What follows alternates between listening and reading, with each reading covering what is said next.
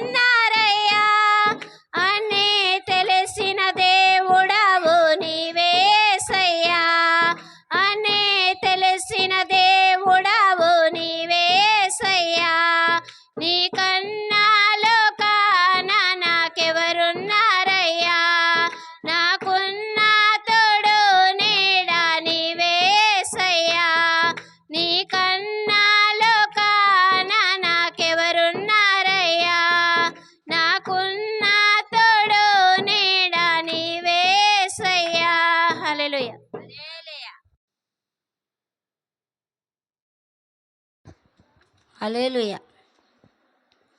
కల్వరిలోని శ్రేష్ఠుడా, కరుణాభరిత సింహమా, నన్ను ప్రేమించు నా ప్రభువా, కల్వరిలోని శ్రేష్ఠుడా, కల్వరిలోని శ్రేష్ఠుడా, కరుణాభరిత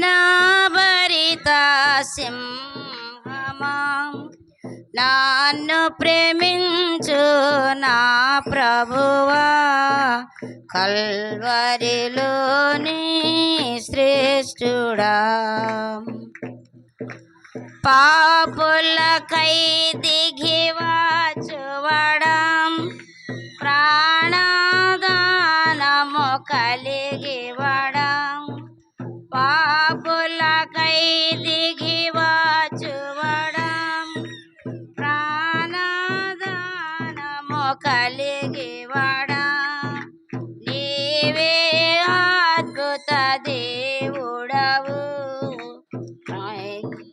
కల్వరిలోని శ్రేష్ఠుడా, కల్వరిలోని శ్రేష్ఠుడా, కరుణాభరిత సింహమా, నన్ను ప్రేమించు నా ప్రభువా, కల్వరిలోని మిత్రుడా, స్తుతికి పాత్రుడగువాడా, దూతలతో వేంచేయువాడా, స్తుతికి మరియా పుత్రుడా, సిలువలోని మిత్రుడా, కల్వరిలోని శ్రేష్ఠుడా, కరుణాభరిత సింహమా, నన్ను ప్రేమించు నా ప్రభువా, కల్వరిలోని మిత్రుడా, దీవెనలోని చూవాడా, వసుధాకే తెచ్చినవాడా, నీవే శంకరులాప్తుడవు, సిలువలోని మిత్రుడా, కల్వరిలోని శ్రేష్ఠుడా, కరుణాభరిత సింహమా, నన్ను ప్రేమించు నా ప్రభువా, కల్వరిలోని మిత్రుడా. 5 రొట్టెలు మరి 2 చేపలతో 5,000, 5 రొట్టెలు మరి 2 చేపలతో 5,000, జనులను పోషించిన తండ్రి, సిలువలోని మిత్రుడా, కల్వరిలోని శ్రేష్ఠుడా, కరుణాభరిత సింహమా, నన్ను ప్రేమించు నా ప్రభువా, కల్వరిలోని శ్రేష్ఠుడా. నేలను రసముగా మార్చితివి, నేల మీద నడచితివి, నేలను రసముగా మార్చితి, నేల మీద నడచితివి, మేలులు నొసగిన మా ప్రభువా, సిలువలోని శ్రేష్ఠుడా, కల్వరిలోని శ్రేష్ఠుడా, కరుణాభరిత సింహమా, నన్ను ప్రేమించు నా ప్రభువా, కల్వరిలోని శ్రేష్ఠుడా. రోగులను బాగు చేయువాడా, గ్రోడ్డికి నేత్రములిచ్చువాడా. రోగులను బాగు చేయువాడా, గ్రోడ్డికి నేత్రములిచ్చితివి. అనాథులకు నాయకుడా, సిలువలోని మిత్రుడా. కల్వరిలోని శ్రేష్ఠుడా, కరుణాభరిత సింహమా. నన్ను ప్రేమించు నా ప్రభువా, కల్వరిలోని మిత్రుడా. హల్లెలూయా అర్హుడా, ఎల్లర కొనియాడువాడా. హల్లెలూయా అర్హుడా, ఎల్లర కొనియాడువాడా. బలముతో వచ్చు మహారాజా, సిలువలోని మిత్రుడా. సిలువలోని మిత్రుడా, కల్వరిలోని శ్రేష్ఠుడా. కరుణాభరిత సింహమా, నన్ను ప్రేమించు నా ప్రభువా, సిల్వలోని శ్రేష్ఠుడా. సిల్వలోని శ్రేష్ఠుడా. హల్లెలూయా.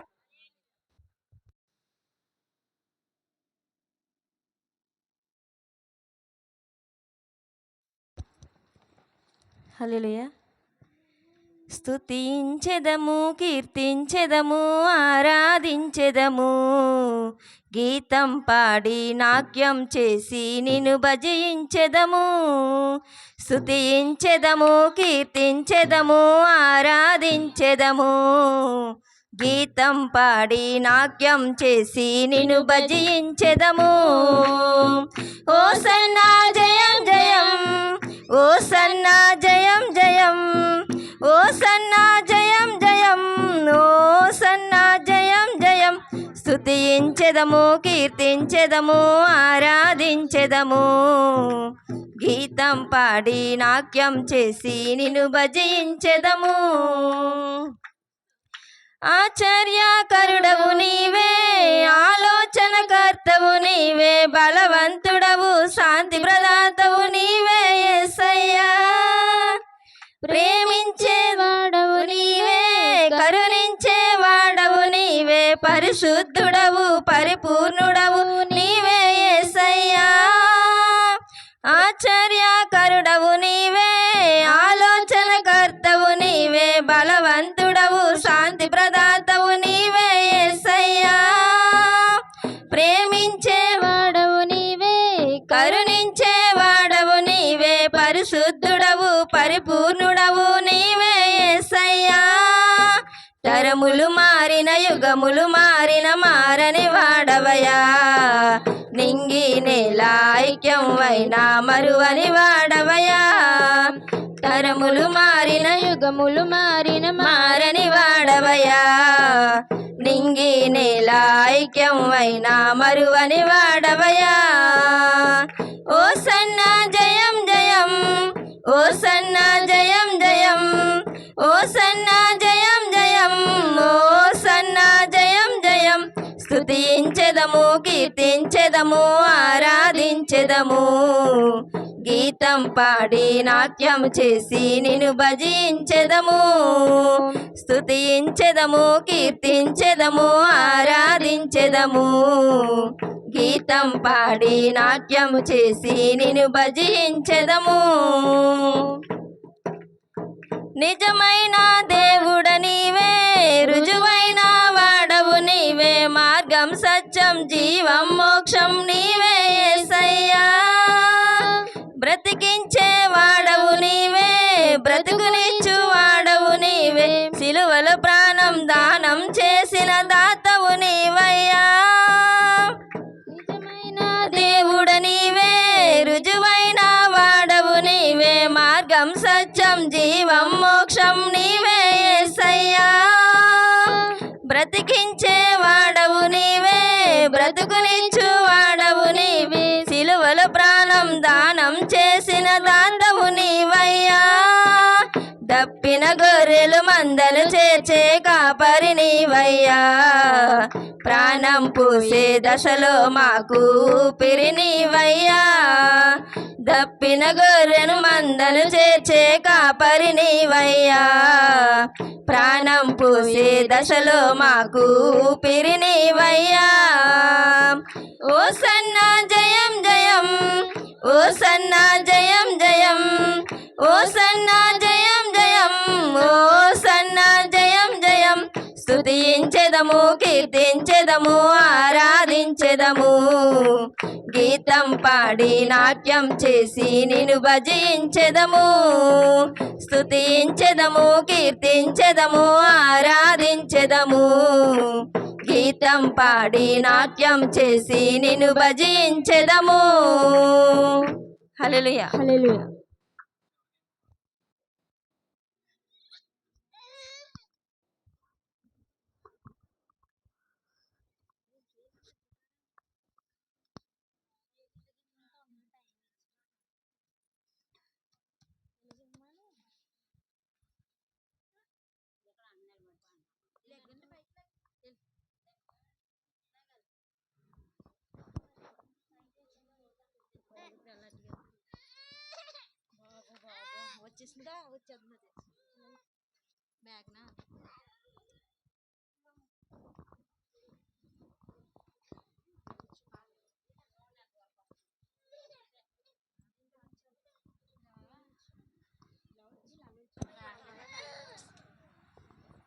హల్లెలూయా. హల్లెలూయా. ఇమ్మానుయేలు దేవా, ఇహపరములకు రాజా.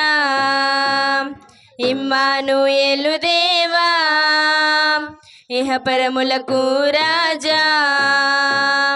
సన్నుతించి కీర్తించెదం సగతము నీ నామము.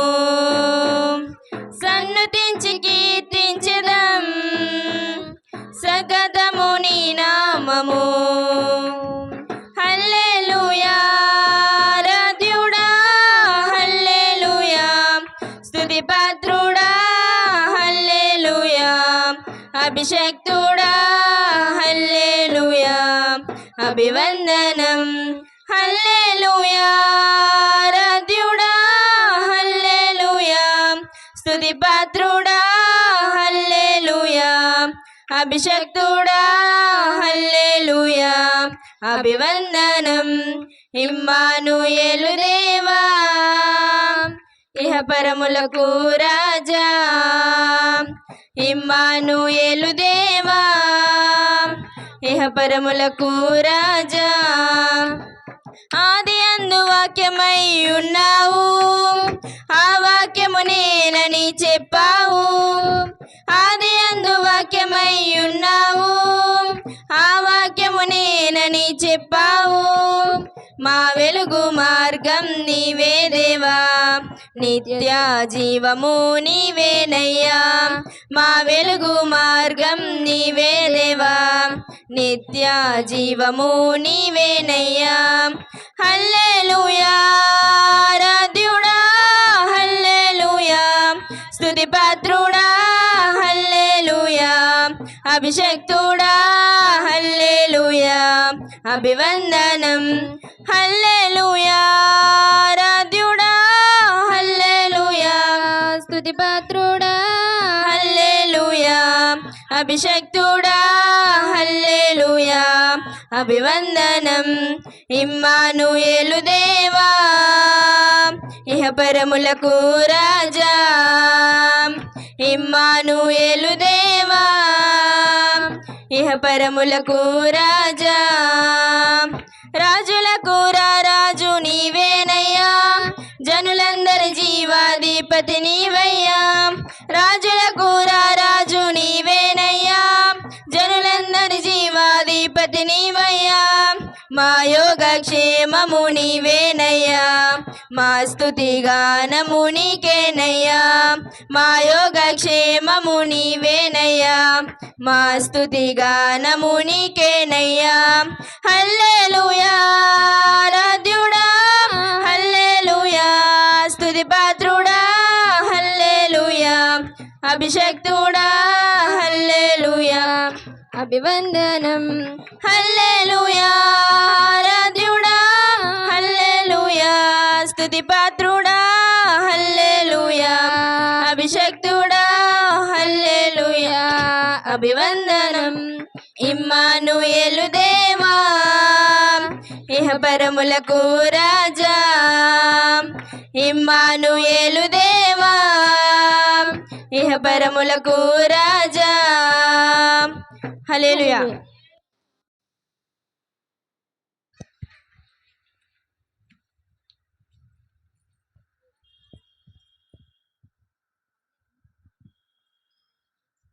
వస్తుందండి.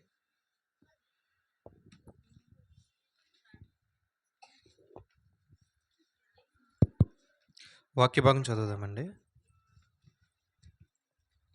కొంచెం బయటే చైర్స్ ఎక్కువేయండి, లోపల కొంచెం ఇరుగ్గా ఉంది కాబట్టి దయతో గమనించండి.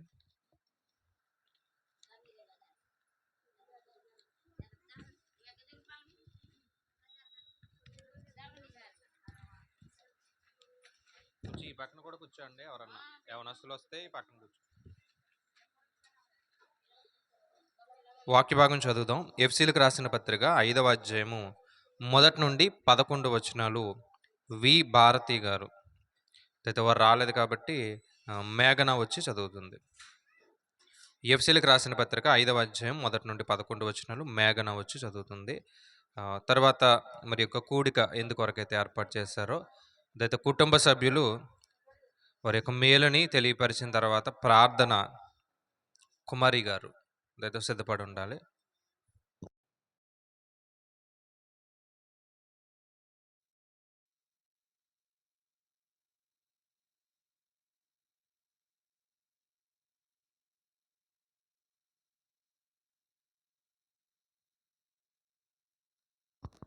ఎఫెసీయులకు రాసిన పత్రిక 5వ అధ్యాయం 1 నుంచి 10 వచనాలు ఇలాగూ రాయబడి. నాకు అవకాశం ఇచ్చిన అయ్యగారికి వందనాలు.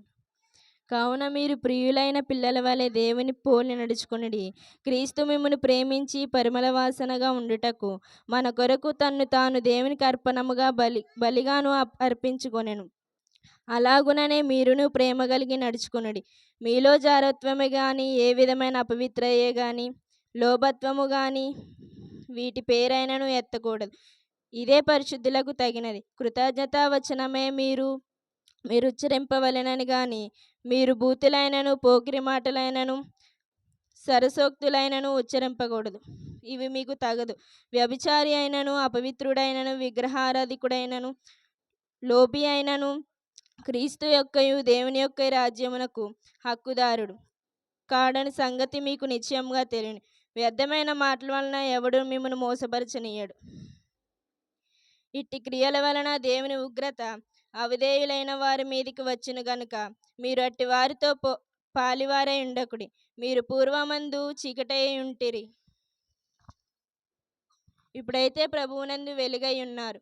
వెలుగు ఫలము సమస్త విధములైన మంచితనము నీతి సత్యమును వాటిలో కనబడుచున్నది. గనుక ప్రభువుకేది ప్రీతికరమైనదో దాన్ని పరీక్షించుచు వెలుగు సంబంధుల వలె నడుచుకొనుడి. పరిశుద్ధాత్ముడు దీవించుగాక. ఆమేన్. నిష్ఫలమైన అంధకార క్రియలలో పాలివారై ఉండక వాటిని ఖండించుడి. ఆమేన్. వాక్య భాగం చదివినందుకు దేవుని పేరట వందనములు. మరి యొక్క కూడిక ఎందుకొరకైతే ఏర్పాటు చేసి ఉన్నారో దయతో కుటుంబ సభ్యులు సాక్ష్యాన్ని వివరిస్తారు.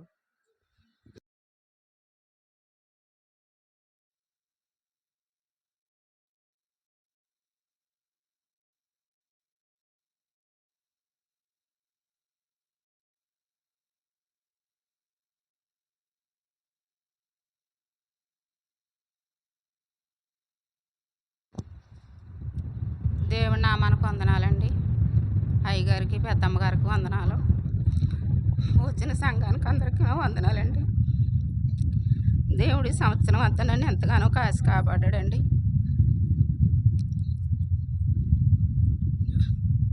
నా సంఘం అంతా కలిసి నా కొరకు ఎంతగానో ప్రార్థన చేశారండి సంవత్సరం అంతానే.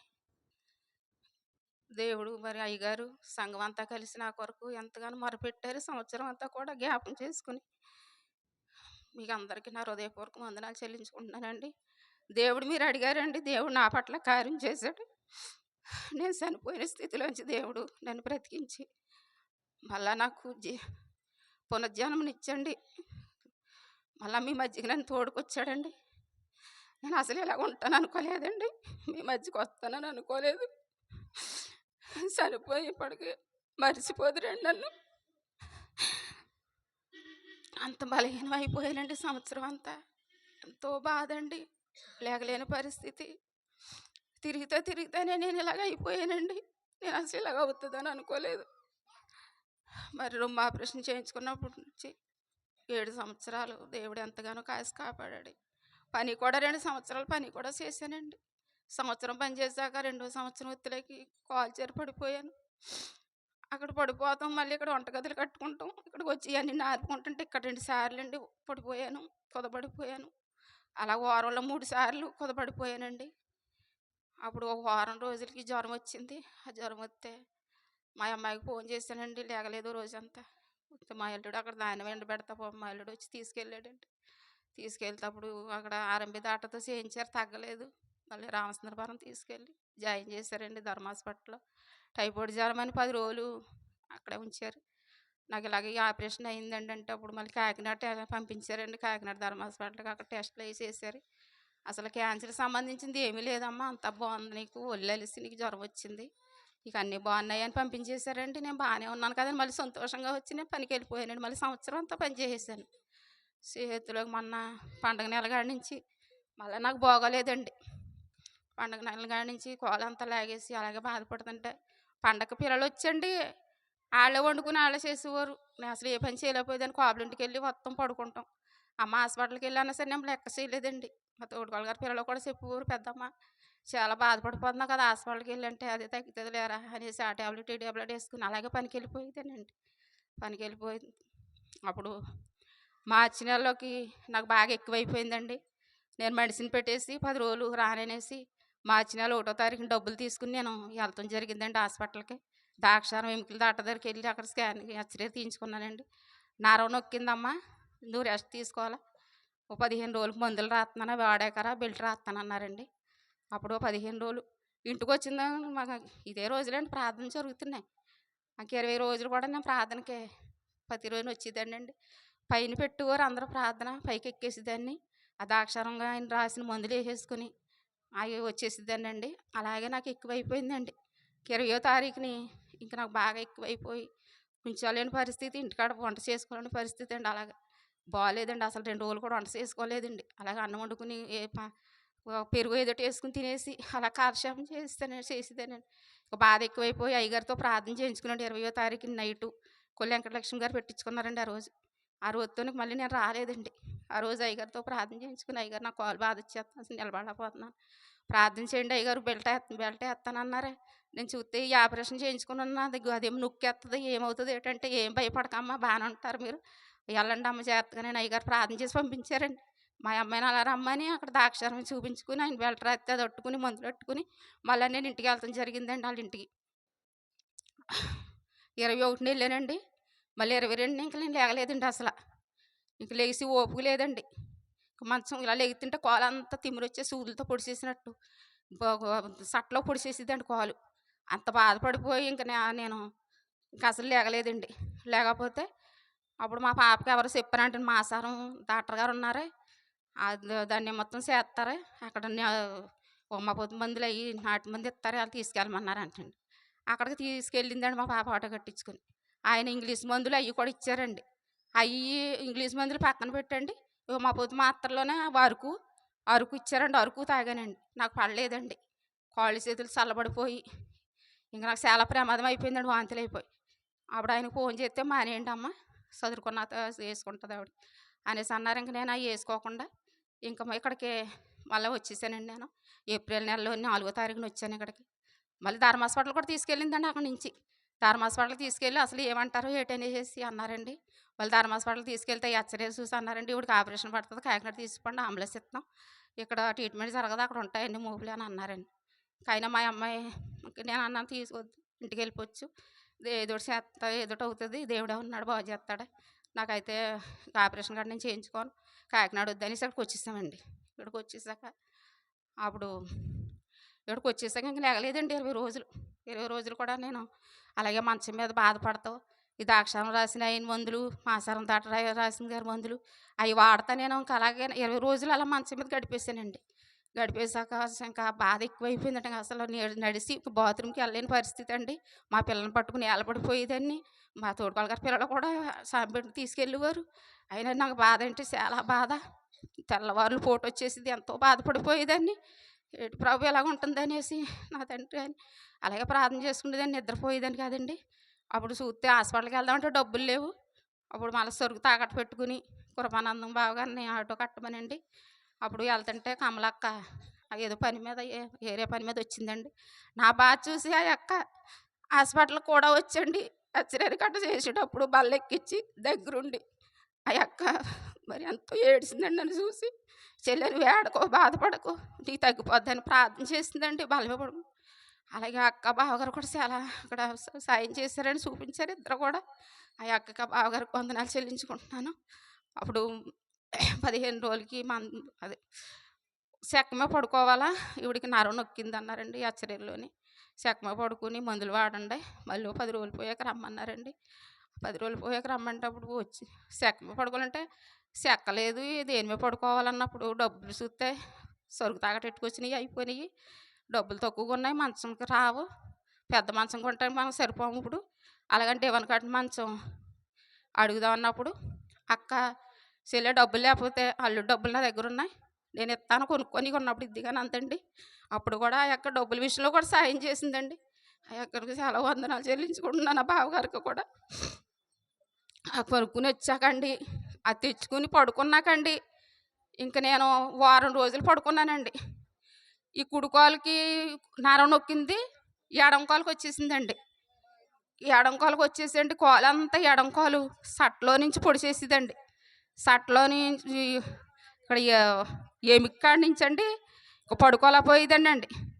ఎముకాడి నుంచి కాలు ఎడంకాలు అంతా కూడా బరువెక్కిపోయి ఇంక సలుపు పోటునండి.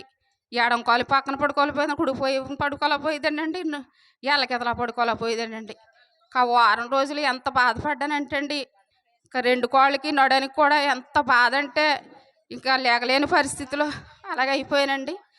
అప్పుడు అసలు మళ్ళీ హాస్పిటల్కి వెళ్దామంటే డబ్బులు లేవండి, డబ్బులు లేవు. అప్పుడు స్తోత్రం నాయన, హాస్పిటల్కి వెళ్దామంటే డబ్బులు లేవండి. డబ్బులు లేకపోతేకి వజ్రం వదిన రోజు సొత్తకు వచ్చిందండి, కమలక్క రోజు సొత్తకు వచ్చేది, ప్రార్థన రాసి ప్రార్థన చేసేవారు. అప్పుడు వజ్రం వదిన అన్నదండి, డబ్బులు లేకపోతే నేను ఇస్తాను, నా దగ్గర 2000 ఉన్నాయి, అవి పట్టుకుని వెళ్ళండి అన్నదండి. అప్పుడు వెళ్ళండి అంటే అప్పుడు ఆ 2000 ఇచ్చుకునండి మేము మళ్ళీ వెళ్ళాం. మళ్ళీ వెళ్తులోకి డాక్టర్ గారు పాపం నేను బాగా చూసి కృపానందం బావగారు గావగా రీల్స్ అట్టుకొచ్చండి, దాని మీద కూర్చోబెట్టి వాళ్ళని అడిగండి, నర్సులను అడిగి గావగా తీసుకెళ్ళిపోయి డాక్టర్ గారు చూపించారండి. డాక్టర్ గారు చూపిస్తే డాక్టర్ గారు ఈ పక్క వచ్చేసిందండి, చాలా బాధపడిపోతుందని ఆ బావగారు మాట్లాడాడండి. మాట్లాడితే ఆవిడకి నాకు ముందు ఈ ఆపరేషన్ అయిందని చెప్పారండి.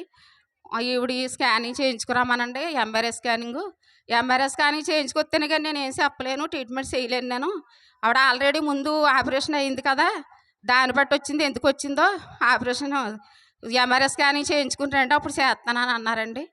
అన్నప్పుడు మళ్ళీ ఇంటికి వచ్చేసి డబ్బులు మరి 10,000 మళ్ళీ సరుకు తాకటెట్టరమ్మనండి. ఆ డబ్బులు పెట్టుకుని మళ్ళీ రాజమండ్రి మా తోడుకోవడం తీసుకుని వెళ్ళామండి. ఆ 2,000 వజ్రం వదిన సాయం చేసిందండి. మళ్ళీ నేను 20 రోజుల వరకు ఆ వదినకి ఇవ్వలేదు, ఆ వదినకి కూడా నా వందనాలు చెల్లించుకుంటున్నాను. అందరూ కూడా నా పట్ల చాలా సాయం చేశారండి, చాలా మేలు చేశారు. ఈ మేలు మర్చిపోనండి. మనందరం దేవుడు దీవించాలని అడుగుతున్నాను. అప్పుడు ఎంఆర్ఎస్ కానీ చేయించుకున్నాం మా తోటికోళ్ళకి. అప్పటికే బాగాలేదండి అసలు. మా తోటికోళ్ళు చాలా బలహీనంగా ఉండేదండి. కిడ్నీల బాధ ఏంటో తెలియదు, కడుపులో నొప్పి అనేది, నడుము బాధ అనేది, కూర్చోలా పోయేదండి పాపం. అలాగుండే మరి రాజమండ్రి మా పిల్ల ఇద్దరు తీసుకెళ్ళారండి. తీసుకెళ్తే అక్కడ ఎంఆర్ఐ స్కానింగ్ చేశారు. మళ్ళా వచ్చి రాయవరం వెళ్ళిపోయాం అలాగా ఆటో మీద. ఆయన చూసి అన్నారండి, అవి ఆపరేషన్ చేయించారు కదా ఈవిడికి, అక్కడికే తీసుకెళ్ళిపోండి అనేసి అన్నారండి. అంటే మా దగ్గర డబ్బులు లేవండి. బుధవారం వెళ్ళాం రాజమండ్రి. బుధవారం ఇక్కడికి వెళ్ళామండి రాయవారం. లక్షవారం ఏమో ఎంఆర్ఐ స్కానింగ్కి వెళ్ళాం. వెళ్ళాక శుక్రవారం కదండి మళ్ళీ వెళ్ళాలి కాకినాడ. డబ్బులు లేవండి. ఆ శుక్రవారం పూట నాకు గొలుసు అండి, ఆ గొలుసు కట్టుకుని మధ్యగారు మా పిల్ల దాక్షారం వెళ్ళండి తాకట్టు పెట్టుకొచ్చారండి 20,000కి. అవి పట్టుకుని మళ్ళీ నేను హాస్పిటల్కి కాకినాడ మాధవపట్నం వెళ్ళానండి. హెల్త్లోకి అప్పుడు చెల్లి లతకే ఫోన్ చేస్తే గబాబు వచ్చిందండి. ఆ చెల్లి చాలా బాధపడిందండి నన్ను చూసి. అక్క ఎంచక్క ఉండిద్దా, నువ్వు పని చేసేసావు, ఇలాగ అయిపోయావు, నువ్వు ముందుగా చూపించుకుంటే నీకు ఈ పరిస్థితి రాకపోతే ఎందుకు ఇలాగ ఆరోగ్యాన్ని పాడు చేసుకున్నావు. నా చెల్లి ఎంతగానో నన్ను చూసి ఎంతో బాధపడి ఏడుస్తుందండి. ఆ చెల్లి సాయం హాస్పిటల్లో చాలా సాయం అండి. ఆ చెల్లి లేకపోతే నాకు అక్కడ తొందరగా నాకు ట్రీట్మెంట్ జరగదు అసలు. చెల్లి అంత సాయం చేసింది. మరి కావగానే చెల్లి తీసుకెళ్ళి డాక్టర్లకి ఈ స్కానింగ్ చూపించండి, మళ్ళీ ఇక్కడ కూడా స్కానింగ్ చేయాలా, రక్త పరీక్షలు చేయాలా, అవన్నీ చేయాలమ్మా, అప్పుడు చూస్తున్నామని అన్నారండి. మళ్ళీ అక్కడ స్కానింగ్ అది ఆరోశ్రీ మీద చేయను అన్నారు. ఆరోశ్రీ మీద చేస్తారండి. అది అసలు అప్పుడు ఆరోశ్రీ లేదండి. ఎందుకంటే ఇప్పుడు ఎలక్షన్ మూలనే ఆరోశ్రీ ఆఫ్ చేశారంటండి. ముందు నేను చేయించుకోబట్టి నాకు ఈ కరెంట్లకి కిబోలకి పని అయిందండి. సెల్లు మాట్లాడిన బట్టిండి మాట్లాడిందండి డాక్టర్లతోటి. అప్పుడు ఆ స్కానింగ్ 12,000 చెప్పారండి. సెల్లు వాళ్ళతో మాట్లాడండి డాక్టర్లతోటి 2,600 తగ్గించినా మాట్లాడిందండి. మాట్లాడేప్పుడు 9,400తో నాకు స్కానింగ్ చేశారు, రక్త పరీక్షలు చేశారు. మళ్ళీ వాటికి రేపు రండి అన్నారండి. మళ్ళీ మరుసటి రోజున మళ్ళీ వెళ్ళామండి. మళ్ళీ వెళ్తే అప్పుడు అవన్నీ టెస్టులు 3 డాక్టర్లు చూశారండి. ఒక ఎముకల డాక్టర్ ఒక ఆయన అండి, కరెంట్లు పెట్టాను ఒక ఆయన, కిమోలు పెట్టిన ఒక ఆవిడ డాక్టర్ అమ్మగారు చూశారు. చూసి అమ్మ నీకు ఎముకలు చాలా బలహీనంగా ఉన్నాయి, ఎముక మీద నీకు ఇంత పుండు వచ్చింది, ఈ పక్కనేమో నరం ఎన్ని పూసలు నొక్కింది, దీనికి అయితే మేము ఎముకలకి ఆ పుండు పడిన దానికైతే మేము ట్రీట్మెంట్ చేస్తాం, దీనికైతే నరం నొక్కిన దానికైతే ఆపరేషన్ చేయించుకోవాలా, లేకపోతే ఇంక నువ్వు లేగలేవు, ఇంకా అలాగే ఉంటావు మంచం మీద, నీకు తగ్గదు, నీకు ఆపరేషన్ అయితే నీకు చేయించుకోవాలి నువ్వు అన్నారండి. ఎంత అవుతుందండి అంటే కార్డు మీద డబ్బులు సరిపోవు, ఆరోశ్రీ మీద డబ్బులు, నువ్వు మళ్ళీ చేతి 2 లక్షల దాకా అవుతాయి నీకు అన్నారండి. ఇప్పుడు చెల్లి మాట్లాడిందండి, ఎవరూ లేరండి ఆ అక్కకి, మరి 2 లక్షలు ఎలా తెస్తుందండి, ఇప్పుడైతే ఆపరేషన్ గట్టా వద్దుగానండి, మీరు ట్రీట్మెంట్ మొదలు పెట్టండి, మీరు కరెంట్లు పెట్టి కిమోలు పెట్టండి, తర్వాత చూడొచ్చండి అని డాక్టర్లతో చాలా ఇదిగా చెల్లి మాట్లాడిందండి. చెల్లి మాట్లాడబట్టి నాకు ఇంక నిజంగా అక్కడ నాకు తొందరగా నాకు ట్రీట్మెంట్ అయ్యిందండి. అప్పటికి చాలా వందనాలు చెల్లించుకున్నాను. మళ్ళీ డాక్టర్ అమ్మగారి దగ్గర తీసుకెళ్తే ఆవిడ అందండి, నువ్వు ఆపరేషన్ చేయించుకుని ఎన్నాళ్ళు అయింది అందండి. 7వ సంవత్సరం అన్నాను. అయితే 7 సంవత్సరాలు వచ్చి నీకు రాలేదు కాబట్టి ఇంక ఇప్పుడే కనిపించింది, నీకు తొందరగా తగ్గిపోద్ది, నువ్వేం భయపడక్కర్లేదు, మేము చేస్తాం ట్రీట్మెంట్ అనేసి డాక్టర్ అమ్మగారు కూడా ఒప్పుకున్నారండి. అందరూ కూడా అప్పుడు ఆరోశ్రీ లేదండి అసలు, ముందు చేయించుకుంది కదండి మేడం గారు, మరి ఇవిడికి బాగాలేదు అసలు, ట్రీట్మెంట్ మొదలు పెట్టాలండి, చెయ్యాలండి మీరు, తర్వాత మళ్ళీ ఆరోశ్రీ వచ్చినప్పుడు తీసుకుంది కానీ వాళ్ళు ఇంగ్లీష్లో ఏమి మాట్లాడుకుని మరి నాకు తొందరగా ముందుగా చెల్లి 4 రోజులు తిరిగామండి. ఇక్కడ రాజమండ్రి వచ్చారండి, 5 సార్లు వెళ్ళామండి. 5 సార్లు కూడా మా తోటికాళ్ళకి బాగోలేదండి అసలు. మా ఆడపడుచు కూడా ఇలా పెదపుడు మేము చెల్లిగొడవండి, ఆ పిల్ల కూడా చెయ్యి రెక్కలేక మందులు వాడుతూ అలాగే తెల్లారగట్లు వేసి క్యారేజీలు వండుకుని ఆ బిడ్డ కూడా ఆటో ఎక్కేసి మాతో వచ్చి మా తోటికోళ్ళు మా ఆడపడుచు ఎంతో సాయం చేశారండి. హాస్పిటల్ చుట్టూ తిరిగి పొద్దున్నే సాయంత్రం వరకు 7 అయిపోయిందండి ఇంటికి వస్తలేక మాకు అన్నీ జరుగుతుంది. అలాగే 3 రోజులు అయిందండి. 4వ రోజుని 3వ రోజునండి ఇంక ఇవన్నీ అయిపోయి టెస్టులు కట్టాను అన్నీ చూసారు. ఈవిడికి ఇంక కరెంట్లు పెట్టండి అన్నారండి. కరెంట్లు పెట్టమని రూమ్లో తీసుకెళ్ళారు. ఒంటి మీద ఇంకా బట్టలన్నీ తీసి వాళ్ళ గోబున వేసారండి. అవి వేసి బల్ల మీద పడుకోబెట్టారండి. అది కరెంటు నీటిలో ఉడకబెట్టారండి. అది బెల్ట్ అండి. అది అది 4 పలకలుగా ఉంది ప్లాస్టిక్ బెల్ట్. ఆ వేడి వేడి తెచ్చి నా కడుపు కట్టించేసారండి. అంటేసారంటే కడుపు అంతా కాలిపోయింది.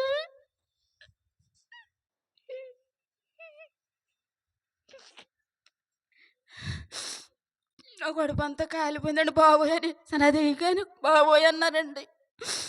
ఏం పర్లేదమ్మా, తగ్గుతుంది, మరి నీకు నొప్పి ఉంది కదా, ఆ నొప్పిని బట్టి నీకు పెట్టాలి, అలాగా నువ్వు ఓర్చుకోవాలన్నారండి. ఏడు పెడితే ఎప్పుడైతే పెట్టారో నా కడుపులో పేగులండి కూడా కాలిపోయాయండి. అది అయిపోయాక మళ్ళా రేడియేషన్ పెట్టారండి ఇంకో గదిలోకి తీసుకెళ్ళడానికి. అప్పుడు మళ్ళా రేపు రమ్మన్నారండి. రేపు నుంచి 10 రోజులు కరెంట్లు పెట్టించుకోవాలన్నారు. అన్నాక మళ్ళా 10 రోజులు ఆ మరుసటి రోజుని ఇంకా అక్కడ నాకు పెట్టాకండి. మా తోటికోళ్ళు మా పిల్లలు రూమ్ చూసారండి. 10 రోజులు రోజు రోజు ఆటో కట్టించుకుని ఏమి వెళ్తుంది, ఇక్కడ రూమ్ చూస్తే ఆ రూమ్ కాడ ఉండి 10 రోజులు వెళ్ళి పెట్టించుకుంటుందని అక్కడ 2200 ఇచ్చుకున్నారండి. లేనది తీసేసుకున్నారు. ఆ రూమ్ చూసి అక్కడ మాట్లాడి వచ్చి మళ్ళీ ఇవన్నీ మంచం సామాను ఇవన్నీ పట్టుకుని వెళ్ళినప్పుడు అక్కడ వండుకుంటాక మరి కొండలేదండి. పెద్ద గ్యాస్ ఏం పట్టుకెళ్ళము, వండుకుంటా కొండలేదు. గ్యాస్ బండ లేదండి. గ్యాస్ బండ లేకపోతే అప్పుడు కమలక్క నేను ఇస్తాను గ్యాస్ బండ వేయించుకోండి పట్టుకెళ్ళండి అని కమలక్క కొండ విషయంలో కూడా ఆ బావగారు ఆ కుటుంబం చాలా మేలు చేశారండి. నాకు చాలా సహాయం చేశారు. నేను ఎవరు చేసిన మేలైనా మరిచిపోనండి. నా పట్ల ఎంతో మేలు చేశారు అందరూ కూడా. అప్పుడు అక్కడ జాయిన్ అయిపోయానండి. జాయిన్ చేసి మా ఆడపడుచు తోటకోళ్ళు వచ్చేసారు ఆ రూమ్లోని. అది చిన్నగా మా తోటకోళ్ళకి గదిలా పొడవగానే అంతే ఉందండి. మసలు టక్ కూడా లేదు. అది ఒక మంచం పట్టింది, మా పిల్ల పడుకుంటాక మళ్ళా మా వదిన వచ్చిందండి. ఇద్దరు అలాగే మంచం కింద పడుకుంటేవారు. అలాగే 10 రోజులు కూడా మంచం వేసి లేచిద్దని కాదండి, అన్నం తినేదాన్ని కాదు. ఇక్కడే 3 నెలలు హాస్పిటల్కి వెళ్ళకముందే మంచం వేసి లేక 3 నెలలు మా పిల్ల అలాగే తినిపించేదండి. ఇడ్లీ ముక్కైనా జావైనా మంచిలైనా 2 ముద్దలు అలా మంచం మీద తినేదానండి. మంచం మీదే ఉండేదాన్ని, అసలు లేచేదాన్ని కాదండి. రేవులో అక్కడ కూడా ఆటో మళ్ళీ 10 రోజులకి ఆటో పురమాయించుకున్నామండి. ఇలా ఈ తిరిగితే హాస్పిటల్ అండి. అక్కడక్కడికే రోజుకు 100 రూపాయలు తీసుకుంటూ ఆయన. అలాగా ఇంటికి అలా ఆవిడ మేడం గారు పురమాయించిందండి ఆటో. మరి ఆటో మీద తీసుకెళ్ళేవాడు 10 రోజులని తీసుకెళ్ళి అతను ఇలా జబ్బల్లో చెయ్యేసి సాయం పెట్టి మా వదిన పిల్ల వాళ్ళందరూ సాయం పెట్టి తీసుకెళ్ళి ఆటో మీద పడుకోబెట్టి తీసుకెళ్ళేవారండి. ఇక్కడ నుంచి హాస్పిటల్ మా తోటకోళ్ళైనా మా పిల్లైనా అలాగే తీసుకెళ్ళేవారండి. పడుకోబెట్టి నేను వెళ్ళిద్దానండి. మొన్నటి వరకు కూడా ఆటో మీద పడుకొని అలాగే ఏడ్చేసిద్దానండి. ఎంత బాధ అంటే అండి, పగోళ్ళకి రాకూడదండి ఆ బాధ. అంత నరకం, అంత బాధ అనిపించానండి నేనైతే. 10 రోజులు కరెంట్లు అయిపోయండి. ఇంటికి వచ్చాము. ఇంటికి రాగానే శుక్రవారం నాడు వచ్చేసామండి. శుక్రవారం నాడు నైట్ నుంచే నాకు రక్త విరేచనాలు పడేసుకున్నాయండి. విరేచనాలు పొలోమని రక్త విరేచనాలు అయిపోయండి. అసలు నేను కూర్చోలేకపోయేదాన్ని. అరక నొప్పి పట్టుకుంటే ఎంత నొప్పి వచ్చేద్దో, బిడ్డ కంటే ఎంత బాధపడాలో అంత బాధపడేదాన్ని అండి నేను. అంత బాధపడి ఇంక ఎందుకు ప్రభా నన్ను తీసుకో తండ్రి, నేను ఎంత బాధపడలేకపోతున్నాను, నీ బాధ భరించలేకపోతున్నాను, తీసుకో తండ్రి అని అలాగే బాధపడేదండి. ప్రార్థన చేసుకుని ఓపిక కూడా నాకు లేదండి. అప్పుడు నా విరేచనాలు అయిపోతే మరుసటి రోజుని మరి లతకు ఫోన్ చేస్తండి. లత పలానా మందులు ఎట్టండి, డాక్టర్ గారిని అడిగి పలానా మందులు ఎట్టండి అన్నదండి. అప్పుడు ఇక్కడ నందిని ఉందండి, అప్పుడు రూటీన్ వచ్చింది. మా అమ్మాయిని కాకేసి మా తోటకోళ్ళు ఇద్దరు లతతో మాట్లాడి మళ్ళీ మందులు తెప్పించండి. మా తోటకోళ్ళ పిల్లలిద్దరు సమతా వర్షితండి వెళ్ళి ఆనపర్తి వెళ్ళి తెచ్చారండి ఆ బిడ్డలిద్దరుని. ఆ బిడ్డలిద్దరికి వందనాలు చెల్లించుకుంటున్నాను. చాలా మేలు చేశారండి. ఈ బిడ్డలే కదా అందరూ కూడా నా పట్ల. అప్పుడు నందిని ఆ కాయలు నైటు పొగలు కూడా కాయలు పెట్టిందండి నాకు. పెడితే అండి ఆ కాయలు పెడుతుంటే ఇక్కడ గుండ్లు కాడ ఈ నొక్కేసియండి, గుండ్లు బరువు ఎక్కిపోయి ఇక్కడ అసలు ఊపిరాడేది కదండి నాకు. అలా ఉంటుందని చెప్పిందంటండి లత. భయపడకుండా అందంట. మా తోటకోళ్ళు మా పిల్లలు అందరూ అలా తెల్లవారులుని మా పిల్లలు అందరూనండి కూర్చుని అలాగే అయ్యి బాబు నా గుండెలు నొక్కేస్తున్నాయి, నాకు ఇక్కడ మెడ నొక్కేస్తుంది బాబు, ఊపిరాడతలేదని ఇదేనండి. అంత బాధ పెట్టేసాడు ఆ మందులు. 2 రోజులు పెట్టారు, తగ్గలేదు. మళ్ళా ఇలాగ లతకు ఫోన్ చేసి, "తగ్గలేదురా, తీసుకొచ్చామా ఏటంటే." తీసుకెళ్ళాలంటే నాకు 1500, 1600 అయిపోతున్నాయండి ఆటోకి. ఆటోకి అయిపోతున్నాయి. వెళ్తామేనండి, "వెళ్ళారు మీరు, మళ్ళీ అప్పుడు నేను తీసుకొస్తా, అక్కడ మందులు తగ్గకపోతే అంతకి తీసుకొద్ది గానిలే, అక్కడ ఆర్ఎంపీ డాక్టర్ ఉంటే ఫోన్ చేసి రమ్మనంటే." మళ్ళీ మందులు పక్కన ఎడేసాడు, మళ్ళీ ఆర్ఎంపీ డాక్టర్ని రమ్మని, మళ్ళీ ఆర్ఎంపీ డాక్టర్ తోటి మళ్ళీ మందులు ఎట్టించారండి. అయినా తగ్గలేదండి. ఇక్కడే 4 ఏళ్ళు అయిపోయాయి 2 రోజులకిని, 4 రోజులకిని తగ్గలేదు. మనిషి నీరసపడిపోయాను. నీరసపడిపోయి లేగలేని పరిస్థితి అయిపోయింది. అయ్య బాబోయ్, ఇంకెలా ఉండి చెత్తి మనిషి చచ్చిపోయేలాగా ఉందని మా పిల్ల, మా తోటికోడలు భయపడండి, "అమ్మ నన్ను తీసుకెళ్ళిపోండి హాస్పిటల్కి" అని అన్నప్పుడు మా తోటికోడలు కావగానే అంబులెన్స్కి ఫోన్ చేసేసిందండి. కారుకి, ప్రైవేట్ దానికి ఫోన్ చేసేస్తే వచ్చిందండి. దాని మీద తీసుకెళ్ళిపోయారు, జాయిన్ చేసుకున్నారు. అక్కడ వారం రోజులు ఉన్నానండి హాస్పిటల్లోని. ఆ హాస్పిటల్లో వారం రోజులు ఉన్నాను, కానీ ఇన్ని మందులు ఎట్టేసేవారండి. మాట్లాడితే మందులు రాసేసేవారు, మాట్లాడితే మందులు రాసేసేవారు. ఇన్నేసి మందులు నైటు పొగలు ఇంకా అలా ఎక్కుతూనే ఉండేయండి. తగ్గితే లేదని బొడ్డుకు కూడా 3 ఇంజక్షన్లు లోపలికంట చేసేసారండి. ఆ ఇంజక్షన్ చేసేలా లాగితేలోకి నాకు ఇంత కంతి కింద వచ్చేసిద్దండి, సొలుపు పోటు వచ్చేసిద్దండి. బాబోయ్ బాబోయ్ అని ఏడ్చేసిద్దాన్ని అండి. నైటు పొగలు నిద్ర ఉండేది కాదు, మా పిల్లకు ఉండేది కాదండి, నాకు ఉండేది కాదు. మా పిల్ల అలాగో తెల్లవారులు బైబిల్ చదువుకుంటా అలాగే ఉండేదండి, నిద్రపోయేది కాదు, తిండి తినేది కాదు. ఇక్కడున్నప్పుడు కూడా 3 ఏళ్ళు మంచం వేసి లేగలేనప్పుడు కూడా పిల్ల ఉపవాసం ఉండి నైటు పొగలు అలాగే నిద్రపోకుండా నా గురించి అలాగే కనిపెట్టుకుని ఉండేదండి.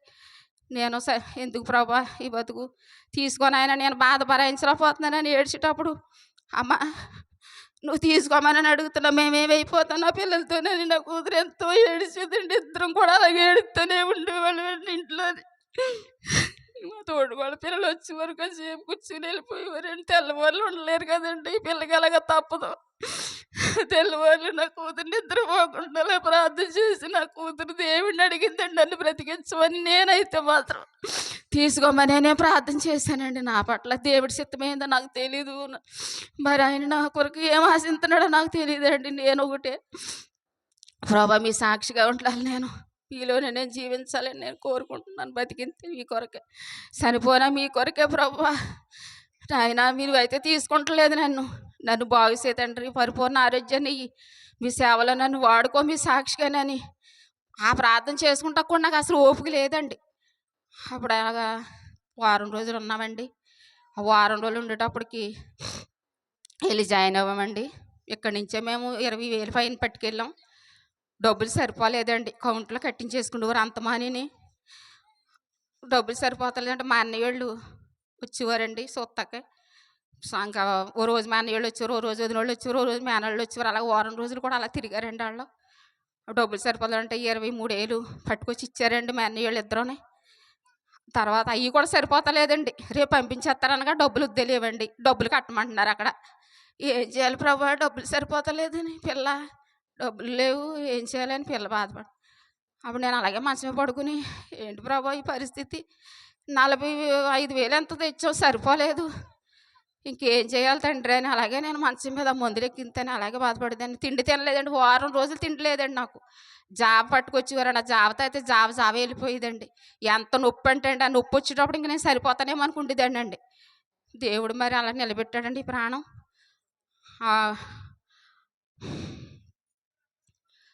ఆ టైంలోనండి ఇంక రేపు పంపించేస్తానంటున్నారు, డబ్బులు తక్కువగా ఉన్నాయి.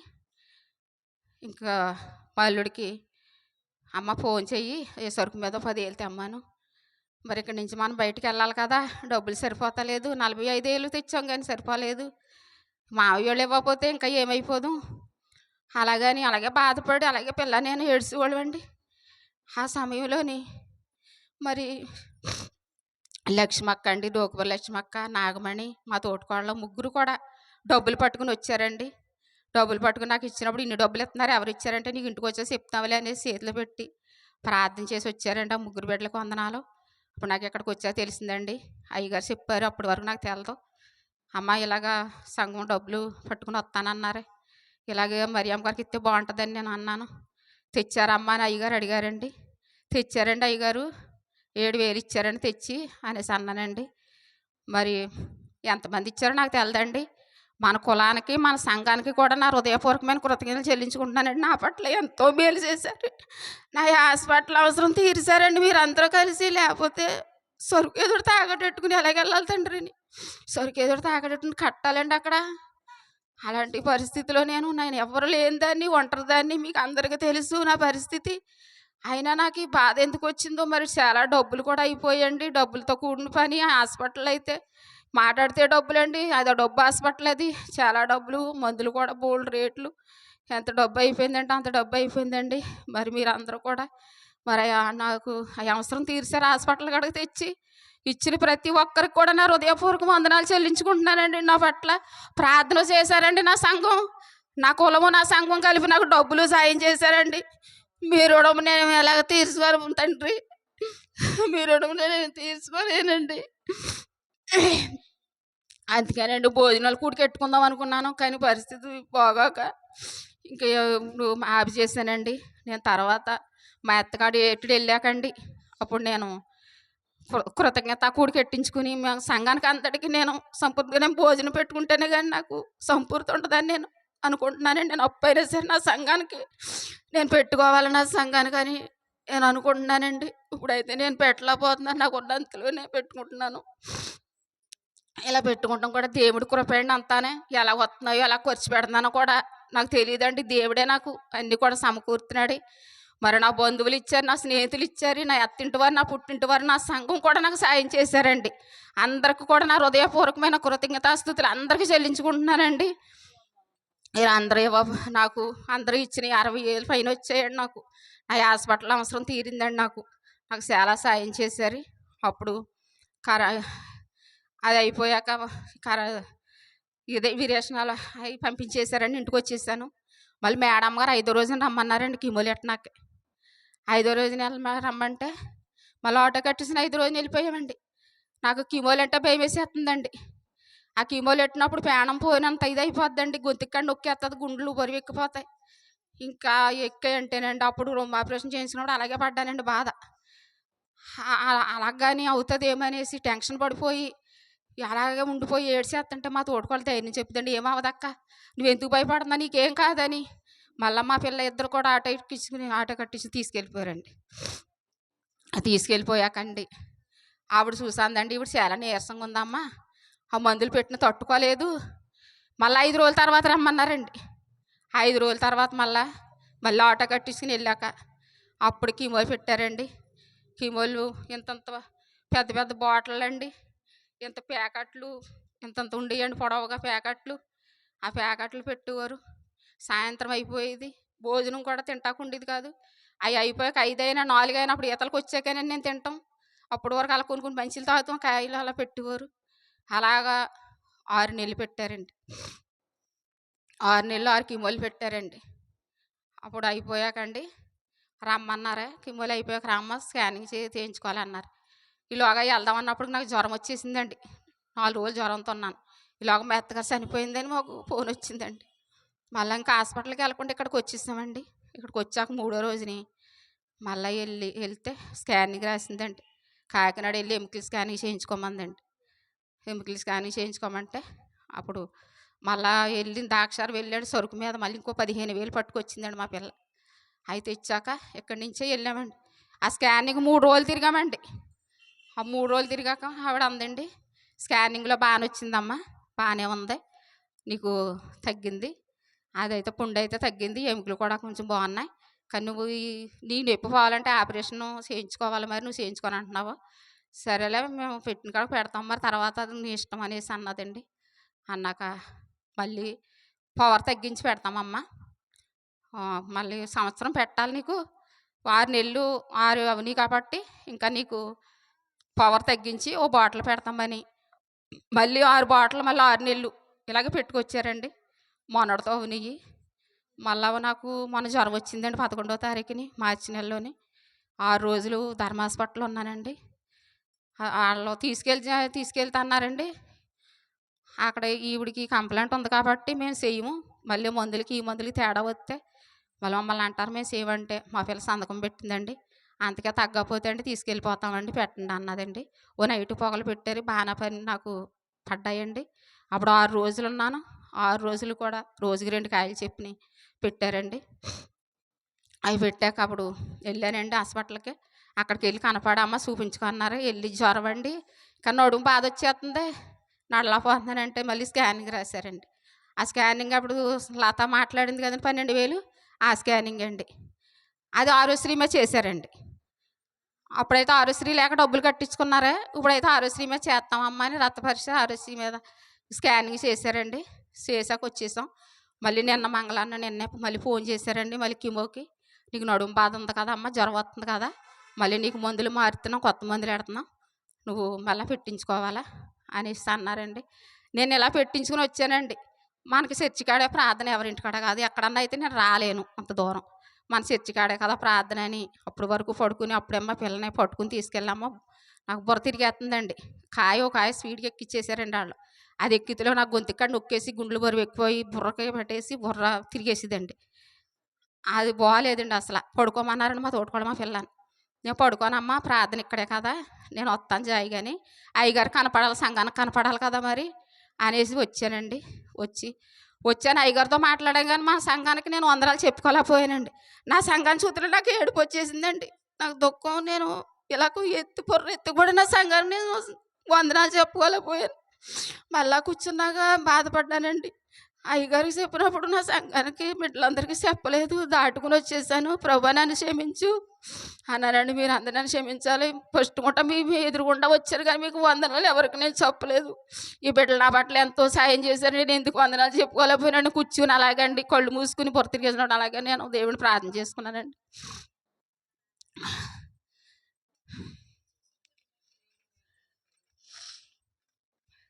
మళ్ళీ ఇంకా ఎన్నాళ్ళు ఉన్నాయో తెలియదండి.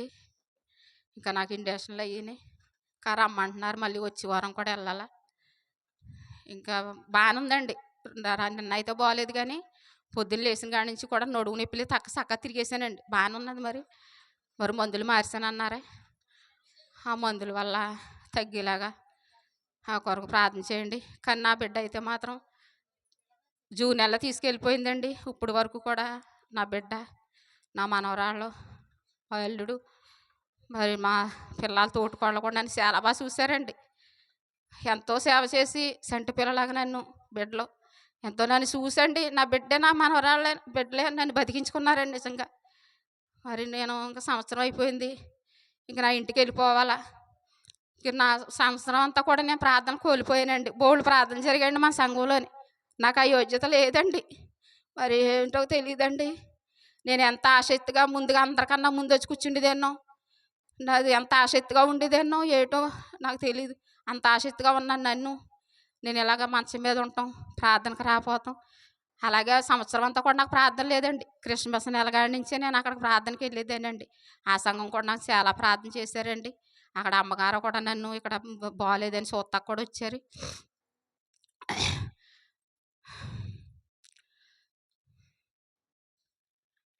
అందరికీ వందనాలండి.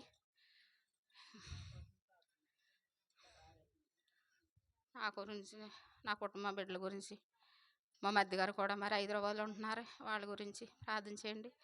ఈరోజు మా ఆడపడుచులకు చెప్పుకున్నానండి. మా చిన్న ఆడపడుచు, మా పెద్ద ఆడపడుచు రాలేదు. మా చిన్న ఆడపడుచు వద్దామని పయనమవుతులోకి కిడ్నీలో రాళ్ళు ఉన్నాయంటండి. ఇప్పుడు వరకు లేదు బాధ, ఇలా సిద్ధపడుతున్నారంట వద్దామని. ఇలాగ నొప్పి వచ్చేసి అలా కుదపడిపోయింది అంటండి. ఓ ఏడిచేసిందంట. అప్పుడప్పుడు హాస్పిటల్ తీసుకెళ్లారంట. మరి ఆ బిడ్డ గురించి మా చిన్న ఆడపడుచు ప్రార్థన చేయమని కోరుతున్నానండి. మా మా కుటుంబం కొరకు, నాకు ఆరోగ్యం కొరకు ప్రార్థన చేయండి. ఇంకా నాకైతే మాత్రం నా సంఘం మీద, నా ఊరి మీద, నాకు ఇంటి మీద నాకు ధ్యానం తిరిగేసిందండి. నేను ఉండనమ్మా, నా ఇంటికి వెళ్ళిపోతాను. నేను ఇప్పుడు శ్రమల కోటాలో నేను అసలు ప్రార్థన పెట్టించుకుంటలేదు. నేను ఏ సంవత్సరం కూడా నేను చాలా దుర్మార్గం, దేవుడి పట్ల నేను దుర్మార్గంగా ప్రవర్తించాను. నేను ప్రార్థన కూడా ఆయనకు పెట్టించుకుని ఆయన కృతజ్ఞతలు చెల్లించుకోలేకపోతున్నాను. నేనైతే మాత్రం నేను వెళ్ళిపోయి ప్రార్థన పెట్టించుకుంటాను. నేను అదే ఈ సంవత్సరంలోనే, పోయిన సంవత్సరంలో నేను సాక్ష్యం చెప్పాలండి. వచ్చి పలారం పెట్టుకుని ఫస్ట్ పంట వచ్చినప్పుడు సాక్ష్యం చెప్పుకుందాం అనుకున్నానండి. ఇంకా రాలేకపోయాను. మన క్రిస్మస్కి కూడా వద్దాం అనుకున్నానండి. మన క్రిస్మస్ రావాలంటే ఆటో కట్టించుకు రావాలండి. నేను మామూలుగా రాలేను. నేను వస్తే మా పిల్ల ఉండాలండి నాకు. అంతమని ఏముంటుందండి, పిల్లల్ని విడిచిపెట్టని. క్రిస్మస్ కూడా రాలేకపోయానండి. నేను క్రిస్మస్ కూడా రాలేకపోయాను. ఇప్పుడు అయితే నేను ఆసక్తితోనే వచ్చానండి. ఇంక నేను ఈ శ్రమల కోటాలో చర్చిలు పెట్టినప్పుడు అయితే నేను వెళ్తాను, ఎక్కడ పెట్టినప్పుడు వెళ్ళలేను. ఆ భాగ్యమన్నా నాకు దక్కుతుంది. పోయిన సంవత్సరాలైనా సగం రోజులు వెళ్ళాను. నాకు పోయిన సంవత్సరం అయితే గుడ్ ఫ్రైడే రోజున అయ్యగారు ప్రార్థన ఇచ్చారండి. నేను ఎంతో సంతోషించాను. కానీ ఆ యోగ్యత కూడా నేను పోగొట్టుకున్నానండి. మరి ఏంటో నాకు తెలియదండి మా విషయంలో. మరి ఇప్పుడు నేను చాలా ఆశతో నేను ఉండిపోదామని వచ్చానండి. ప్రార్థన పెట్టించుకున్నాను. ఇంకా ఈ శ్రమలు కొట్టాలి కదమ్మా, సిరివిజాన కొడుకుని ఇంటికాడ ఎట్టించుకుని ఆ పలారం పెట్టుకుని సాక్ష్యం చెప్పుకుంటాను. దేవుడు నన్ను బ్రతికించాడు, నా సంఘం అంతా నా కొరకు ప్రార్థన చేశారు.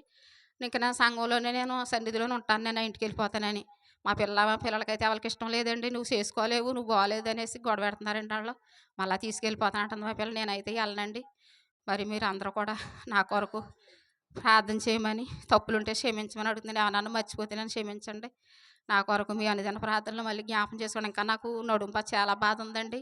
నేను ఆటో కూడా వెళ్ళేటప్పుడు ఆటో కూడా ఎక్కలేకపోతున్నాను. కాళ్ళు ఎగదీసిన ఎక్కుతున్నానండి. అంత కాళ్ళు ఇంకా బరువు, నడుము బాధ అంత ఉంటుందండి. కింబోలెట్టినప్పుడు అయితే ఒళ్ళంత సలుపులండి, తల అంత బాధ, ఇలా నరాలు ఇలా చుట్టేసి ఇలా లాగేసినట్టు ఉండేదండి బుర్ర.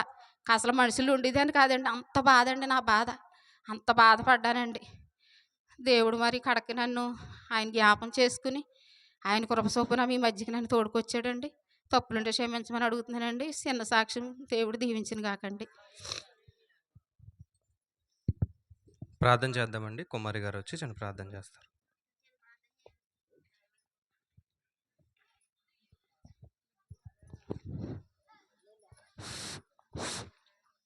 పరిశుద్ధుడా, ప్రేమగల తండ్రి, దయ్యమయుడు, కృపమయుడు, స్తుతులు స్తోత్రాలు తండ్రి. నాయన ఇప్పుడు వరకు పాటల్లో ఉన్న వాక్యాలు ఉన్న తండ్రి, నీకు వందనాలు, స్తుతులు స్తోత్రాలు అయ్యా. 40 దినాలు అయినా సిడి కూటులో నువ్వు ఉన్నావని నమ్ముచున్నాను అయ్యా. నీకు వందనాలు, స్తుతులు స్తోత్రాలు ప్రభా. ఆంటీ విషయంలో అయితే ఎంతగానో మేలు చేసావు తండ్రి. నాయన సంఘం అంతా ప్రార్థించామయ్యా, దైనగారు కూడా చేశారు తండ్రి. అయ్యా నాయన బిడ్డను ఒక్కసారి ముట్టు స్వస్థపరిచి లేవలేసామని నమ్ముచున్నామయ్యా. నీకు వందనాలు అయ్యా. మేము దీనులు అయ్యా, పాపులు క్షమించండి బాబు. నీకు వందనాలు, స్తుతులు స్తోత్రాలు అయ్యా. ఆ కుటుంబాన్ని ఎంతగానో కాసి కాపాడమని అడుగుచున్నానయ్యా. బిడ్డ వేసుకున్న మాత్రలో తోడు నీడ దయచేయండి అయ్యా. నాయన బిడ్డను కూడా దీవించి తండ్రి, మా అత్తని కూడా ప్రభా, భర్తను కూడా బిడ్డలను కూడా నాయన చదువులందుకు జ్ఞానం దయచేయమని అడుగుచున్నానయ్యా. నీకు వందనాలు ప్రభా, స్తుతులు స్తోత్రాలు ప్రభా. అలాగే ప్రభా, సందలో లాంటి వారి కుటుంబాన్ని కూడా కాసి కాపాడండి అయ్యా. నాయన చిన్న కూడా దూరం ప్రాంతాల్లో ఉన్నాడు ప్రభా, బిడ్డలను కూడా కాసి కాపాడమని అడుగుచున్నానయ్యా. నీకు వందనాలు ప్రభా. దేవానికి వందనాలు. అయ్యగారు చెప్పిన వాక్యాలు నాయన ఏ వాక్యం అయితే చెప్తారో మాకైతే తెలియదు. ఈ వాక్యంలో మరి హృదయాలు పలక మీద రాసుకునే భాగ్యం మాకు దయచేయండి అయ్యా. అయ్యా మా ప్రార్థనలో పొరపాట్లు తీసిన ప్రార్థన పాదాలు సింతకు తెచ్చుగా మిక్కులు ప్రార్థన అడిగి వేడుకుంటున్నాం పరమ తండ్రి.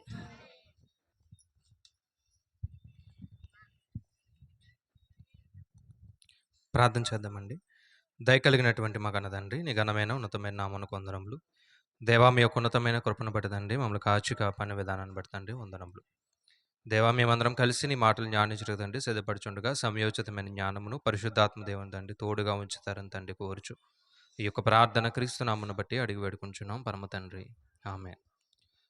తండ్రి అయిన దేవునికి కృతజ్ఞతాస్తుతులు చెల్లిస్తూ మరి యొక్క కుటుంబానికి దేవుని పేరట వందనములు, అలాగే కూడి వచ్చిన మీ అందరికి కూడా క్రీస్తు వారి పేరట వందనములు. పరిశుద్ధ గ్రంథంలో నుండి కొన్ని విషయాలు మనం జాగ్రత్తగా పరిశీలన చేద్దాం.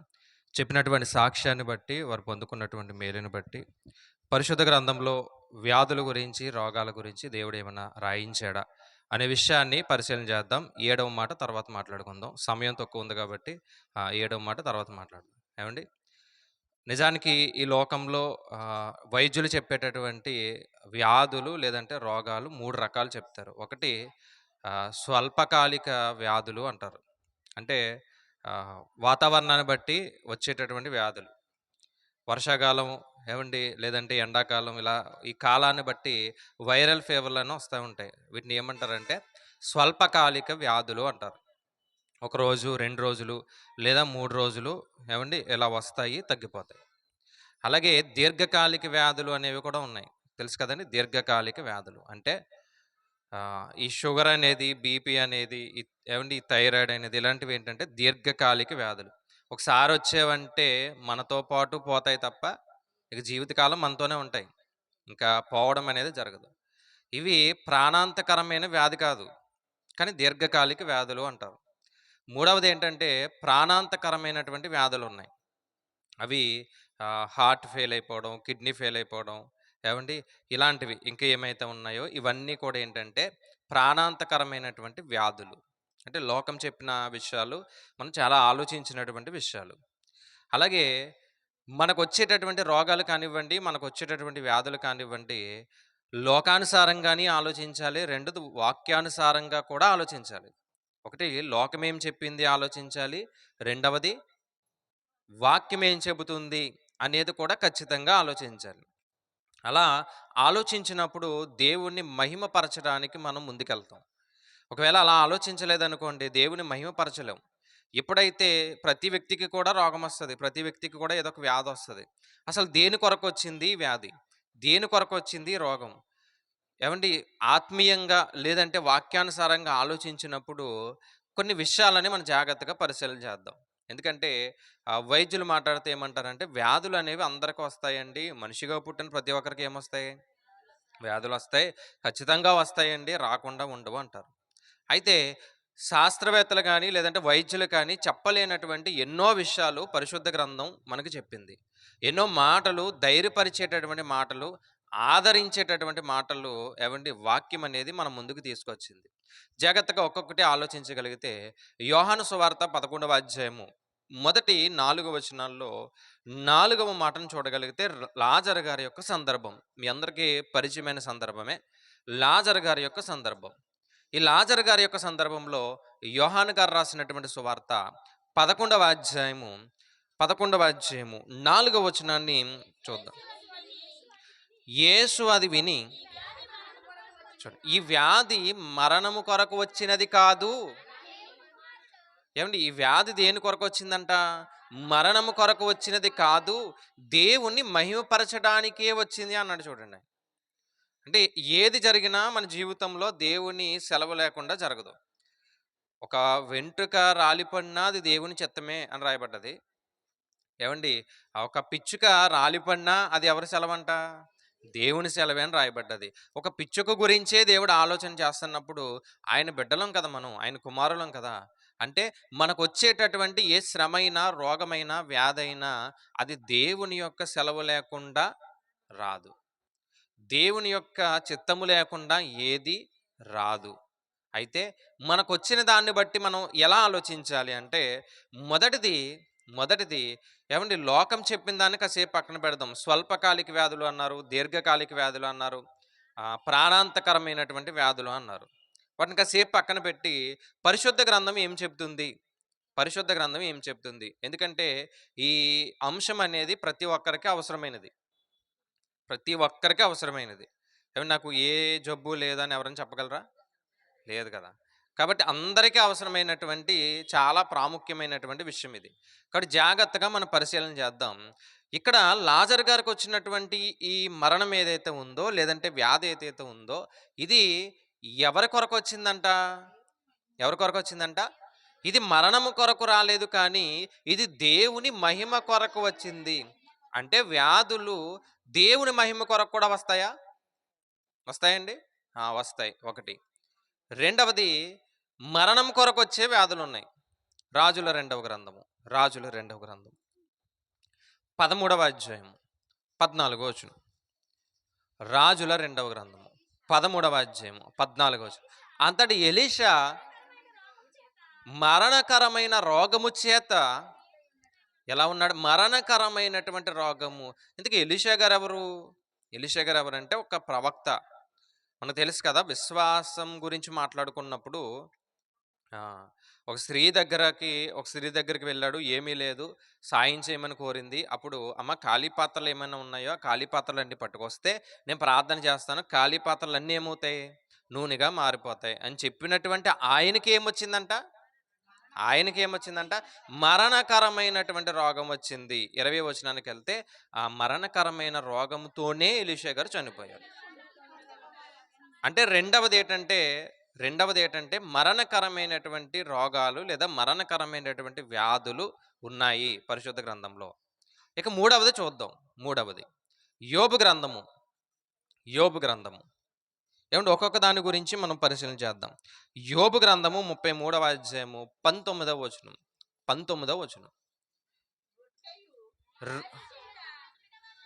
యోబు గ్రంథము 33వ అధ్యాయము 19వ వచనం. వ్యాధి చేత మంచం ఎక్కుట వలనను ఒకని ఎముకలలో ఎడతెగని నొప్పులు కలుగుట వలనను. అంటే ఒకడు మంచం ఎక్కడం వల్ల, ఒకడికి నొప్పులు కలగడం వల్ల ఏమొస్తుందంట? శిక్షణము అన్నారు చూడండి. మళ్ళీ చదువుదామా? వ్యాధి చేత మంచం ఎక్కుట వలనను ఒకని ఎముకలలో ఎడతెగని నొప్పులు కలుగుట వలనను వాడు శిక్షణము పొందును. అంటే మారడానికి శిక్షణం అంటే ఏంటి? మారు మనసు గురించి కూడా ఏమొస్తాయండి? వ్యాధులు వస్తాయి. 3 రకాల వ్యాధులని మాట్లాడడం. ఏమండి?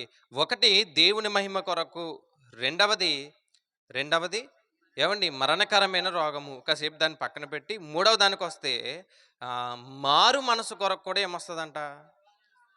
మారు మనసు గురించి కూడా వ్యాధులు వస్తాయి, రోగాలు వస్తాయి. చాలామంది ఒక బ్రదర్ మాట్లాడుతూ బైబిల్ చదవాలనుకుంటున్నానండి, ఎప్పుడు కూడా చదవడానికి సమయం లేదండి, ఖాళీ దొరకట్లేదు అన్నాడంట. పాస్టర్ గారి దగ్గరికి వెళ్ళి పాస్టర్ గారు రోజు చెప్తున్నారన్నమాట, బైబిల్ చదవండి అంటుంటే, సమయం లేదండి, నాకు ఖాళీ దొరకట్లేదండి అన్నాడంట. కొన్ని రోజుల తర్వాత ఒక రోజు వచ్చి, ఒక సంవత్సరం తర్వాత వచ్చి బైబిల్ కంప్లీట్ చేస్తానండి అన్నాడంట. అంటే ఆయన ఆశ్చర్యపోతూ, ఎలా కంప్లీట్ చేసావు? నీకు సమయం లేదంటున్నావు కదా, నేను ఎప్పుడు ఫోన్ చేసినా ఎప్పుడు మాట్లాడినా సమయం లేదంటున్నావు, పనిలో ఉన్నానంటున్నావు కదా అంటే, ఒక యాక్సిడెంట్ అయ్యిందండి, 3 నెలలు హాస్పిటల్లో ఉన్నాను, 9 నెలలు ఇంటి దగ్గర ఉన్నాను, మొత్తానికి ఖాళీ దొరికింది. ఏం చేశాడు? కంప్లీట్ చేస్తాడు. అర్థమైందండి? అంటే శిక్షణము కొరకు కూడా ఏమొస్తాయి అంటే, మనకొచ్చే ప్రతిదాన్ని ఇలా ఆలోచించాలి. ఎలా ఆలోచించాలి? ఎందుకొరకు వచ్చింది, దేని కొరకు వచ్చింది, రావడం వెనక ఎవరి ఉద్దేశం ఉంది, దేవుని సెలవు లేకుండా ఏదీ జరగదు అని మనకు అర్థమైతే, వచ్చిన ప్రతిదీ కూడా ఎలా ఆలోచించాలి? ఎలా ఆలోచించాలంటే వాక్యానుసారంగా మనం ఆలోచించాలి. ఏమండి? ఒక స్త్రీకి, ఒక ఆమెకి రాత్రి కొంచెం ఇబ్బంది అయితే హాస్పిటల్కి వెళ్ళారన్నమాట. కడుపులో కొంచెం బాగా నొప్పి వస్తే హాస్పిటల్కి వెళ్ళినప్పుడు డాక్టర్ గారు, ఇది చాలా ప్రమాదంగా అనిపిస్తుందమ్మా, ఒక పని చేద్దాము, ఒక టెస్ట్ చెయ్యాలి, ఈ టెస్ట్ కూడా ఏంటంటే ఇక్కడ జరగదు, మనం వేరొక ప్రాంతాన్ని పంపించాలి, ముంబై పూణే ప్రాంతాన్ని పంపించాలి, కాబట్టి పంపించిన వెంటనే రాదు, సుమారు ఒక 15 నుండి 30 రోజులు టైం పడుతుంది అని చెప్పి ఆ టెస్ట్ చేసి పంపించారంట. ఈమెకు ఒక భయం పట్టుకుంది. ఒక భయం పట్టుకుని అప్పటి నుంచి వాక్యం వినడం మొదలుపెట్టింది, ప్రార్థనకి వెళ్ళడం మొదలుపెట్టింది. టెస్ట్ వచ్చే సమయానికి బాప్తిసం పొందేసింది. అంటే ఎంత ఫాస్ట్గా ఉందో చూడండి. ఇందుకే టెస్ట్లో రిజల్ట్స్ ఏమొచ్చిందంటే ఏమీ లేదని వచ్చింది అంతే. ఏమండి? ఈ టెస్ట్ రిజల్ట్స్ 30 దినాలు పట్టింది. 30 దినాలలో ఈమె ఏమైంది? మారు మనసు పొందింది, చాలా చక్కగా బ్రతుకుతుంది. ఏమండి? ఇది జరిగే లోపే ఏమైపోయిందంటే ఆమెలో ఏమొచ్చిందంటే వాక్యము, ఆత్మీయ జీవితము, భక్తి ఇవన్నీ పెరిగాయి. చివరికి ఆ టెస్ట్లో కూడా ఏమొచ్చింది? ఆ టెస్ట్లో కూడా ఏమీ లేదు అని వచ్చిందండి. అంటే కొన్ని శిక్షణ కొరకు కూడా ఏమవుతాయి? వస్తాయి. కాబట్టి ఒక్కొక్కటి మరొకసారి మనం ఆలోచన చేయగలిగితే, మొదటిది ఏమనుకున్నాం? దేవుని మహిమ కొరకు వస్తాయి. ఒక మాట చూద్దాం. యోహాను సువార్త 9వ అధ్యాయంలో రాయబడిన ఒక మాట చూద్దాం. దేవుని మహిమ కొరకు ఎలాంటి పనులు జరిగాయో ఒకసారి చూద్దాం. యోహాను సువార్త 9వ అధ్యాయం 1వ వచనం.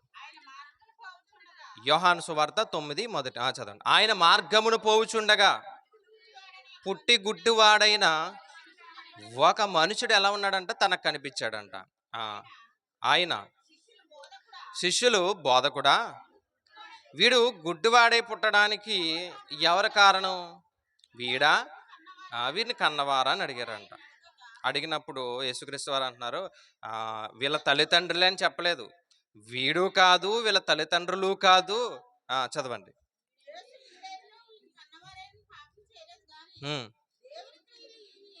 దేవుని క్రియలు వీనియందు. చాలా జాగ్రత్తగా మనం చదవగలిగితే, దేవుని యొక్క క్రియలు వీనియందు జరగడానికి, దేవుని యొక్క క్రియలు వీనియందు ప్రత్యక్షం అవ్వడానికే వీడు పుట్టడం. ఎలా పుట్టాడంట అంటే, దేవుడు ఎంత గొప్పవాడో ప్రపంచానికి తెలియాలంటే ఎలాగుండాలి? ఇతను పుట్టడమే గుడ్డివాడిగా పుట్టాడంట. అంటే కొన్ని సందర్భాల్లో ఆలస్యం అవుతుంది అంటే ఇప్పుడు కంగారు పడాల్సిన పని లేదు. చాలా విషయాల్లో నేను మాట్లాడుతూ ఉంటాను. గర్భఫలం లేదు అంటే చాలామంది వేదన పడతా ఉంటారు, బాధపడతా ఉంటారు. నిజానికి బాధే ఉంటది. ఖచ్చితంగా వేదనే ఉంటది. కానీ చాలామంది చేసేటటువంటి ఒక తప్పేంటంటే, దేవుడి మీద ఆధారపడకుండా ఇంకా వైద్యుల మీదే ఏం పడుతున్నారు? ఆధారపడుతున్నారు. ఒక ఒక ఫ్యామిలీలో ఒక ఆయన ఏం చేశాడంటే, పిల్లలు లేరు, చాలా సంవత్సరాలయింది. ఒక డాక్టర్ గారు అన్నారంట, చాలా నూతనమైనటువంటి టెక్నాలజీ పెరిగింది కదా! వైద్యం కూడా చాలా అభివృద్ధి అయింది కదా! మీరు చాలా ఈజీగా పిల్లల్ని కనొచ్చు అని చెప్పేసి మొత్తానికి ఏదో ఒక ప్రాసెస్ చెప్పి, ఒక రూ. 30,000 ఖర్చవుతది అన్నాడంట. ఒక రూ. 30,000 ఖర్చవుతదని. సరే 30,000 కదా! పిల్లలొస్తారని ఖర్చు పెట్టారు. అది ఫెయిల్ అయిపోయింది. తర్వాత డాక్టర్ అన్నాడు 1,30,000 ఖర్చవుతదన్నాడు. అంటే ప్రారంభమే 30,000, దీనికి ఒక నెల, 2 నెలలు, 3 నెలలు అలా ఉంటది. పిల్లలు పుట్టే వరకు కూడా ఏం చేయాలి దీన్ని? కంటిన్యూ చేయాలి. కాబట్టి ఇంత అవుతుంది అనగానే చాలా వేదన పడ్డారంట. ఆ మందులకి లేదంటే చేసినటువంటి ఆ పరీక్షలకి మొత్తం వాళ్ళ ఆరోగ్యమే ఏమైంది? వాళ్ళ ఆరోగ్యమే పాడైపోయింది. వాళ్ళ ఆరోగ్యమే క్షీణించిపోయింది. కారణం ఎవరు అంటే, దేవుడి మీద ఆధారపడవలసినటువంటి బిడ్డలు ఎవరి మీద ఆధారపడ్డారు? నిజానికి ఒకసారి ఆలోచించండి. ఏవండీ ఇన్ని సంవత్సరాలు పిల్లలు లేరు అనగానే అందరూ పిల్లలు లేరా? పిల్లలు లేరా? పిల్లలు లేరా? అంటారు. ఏ ఫంక్షన్‌కెళ్ళి ఏమంటారు? అయ్యో! పిల్లలు లేరా? ఎన్ని సంవత్సరాలయింది? 10, 20, 15, 5 సంవత్సరాలా? అందరూ ఏమంటారంటే పిల్లలు లేరు, పిల్లలు లేరు అంటారు. ఏదో ఒక సమయాన దేవుడు ఖచ్చితంగా పిల్లల్నిచ్చినప్పుడు ఏ నోరైతే పిల్లలు లేరన్నారో ఆ నోరేమంటదో తెలుసా? ఏవండీ వాళ్ళు దేవుడిని నమ్ముకున్నారండి. ఆ దేవుడు వాళ్ళకి పిల్లల్నిచ్చాడండి. ఎంత గొప్ప దేవుడు. ఇప్పుడు ఎవరు చెప్పారు? ఏ నోరైతే పిల్లలు లేరని హేళన చేశారో అదే నోరు ఏమంటే దేవుని కృపను బట్టి పిల్లలు పొందుకున్నారండి. అసలు ఎందుకు లేట్ అయింది అంటే దేవుణ్ణి మహిమపరచడానికి ఏమైంది? అర్థమైందండి? మనకు వచ్చే ఒక వ్యాధులన్నీ కూడా ఆలోచించండి. చాలామంది రోగాలతో బాధపడుతున్నారు. చాలా ఇబ్బందులు పడుతున్నారు. ఒకసారి ఈ ఆలోచనలోకి వెళ్తే ఎందుకు లేట్ అయిందంటే లేట్ అవ్వడానికి గల కారణం ఏంటంటే దేవుడు మహిమపరచబడాలి. దేవుడు మహిమపరచబడాలి. ఇదిగో ఈ గుడ్డివాడంట ఎందుకు ఇలా పుట్టాడు అంటే ఆయన చెబుతున్నాడు. ఎందుకు ఎలా పుట్టాడంటే హ్మ్. దేవుని క్రియలు ఈయన యందు ప్రత్యక్షపరచబడడానికే ఆ! మనం కానా అనే విందులో యేసుక్రీస్తు వారు ఏం చేశారు? ద్రాక్షారసం ఒక ఒక అద్భుతాన్ని చేశారు. ఆ అద్భుతం జరిగిన వెంటనే శిష్యులందరూ నమ్మకం ఉంచారంట. ఎవరి మీద? యేసుక్రీస్తు వారి మీద అందరూ విశ్వాసం ఉంచారంట. అద్భుతం అక్కడ ఎందుకు జరిగిందంటే విశ్వాసులు మారాలి. అంటే అక్కడ శిష్యులు ఏమవ్వాలి? విశ్వాసులుగా మారాలి. ఇక్కడ ఈ సందర్భం ఎందుకు జరిగిందంటే యేసుక్రీస్తు వారి గొప్పతనం ప్రపంచానికి తెలియాలి. లాజరు చనిపోయాడని వార్త వెళ్ళిపోయింది యేసుక్రీస్తు వారి దగ్గరికి. ఎన్ని రోజులకు వచ్చాడాయన? ఎన్ని రోజులకు వచ్చాడండి? సుమారు 3 రోజుల తర్వాత వచ్చాడాయన. లాజరు సందర్భం 11వ అధ్యాయంలో మనకు కనిపిస్తది. మనం తీసిన మాట యోహాను సువార్త 11. ఏవండీ చనిపోయిన 3, 4 దినాలకు ఆయన వచ్చాడు. అంత లేట్ ఎందుకు చేశాడాయన? ఆయనకి ఏ బస్సు దొరకలేదా? ఆయన దేవుడు కదండీ! ఎలా అన్నా రావచ్చు కదా! మరి ఎందుకు అంత లేట్ చేశాడంటే అతను చనిపోయిన వెంటనే వచ్చాడనుకోండి, అతను ఏ కోమాలోకి వెళ్ళిపోయాడు అనుకుంటారు.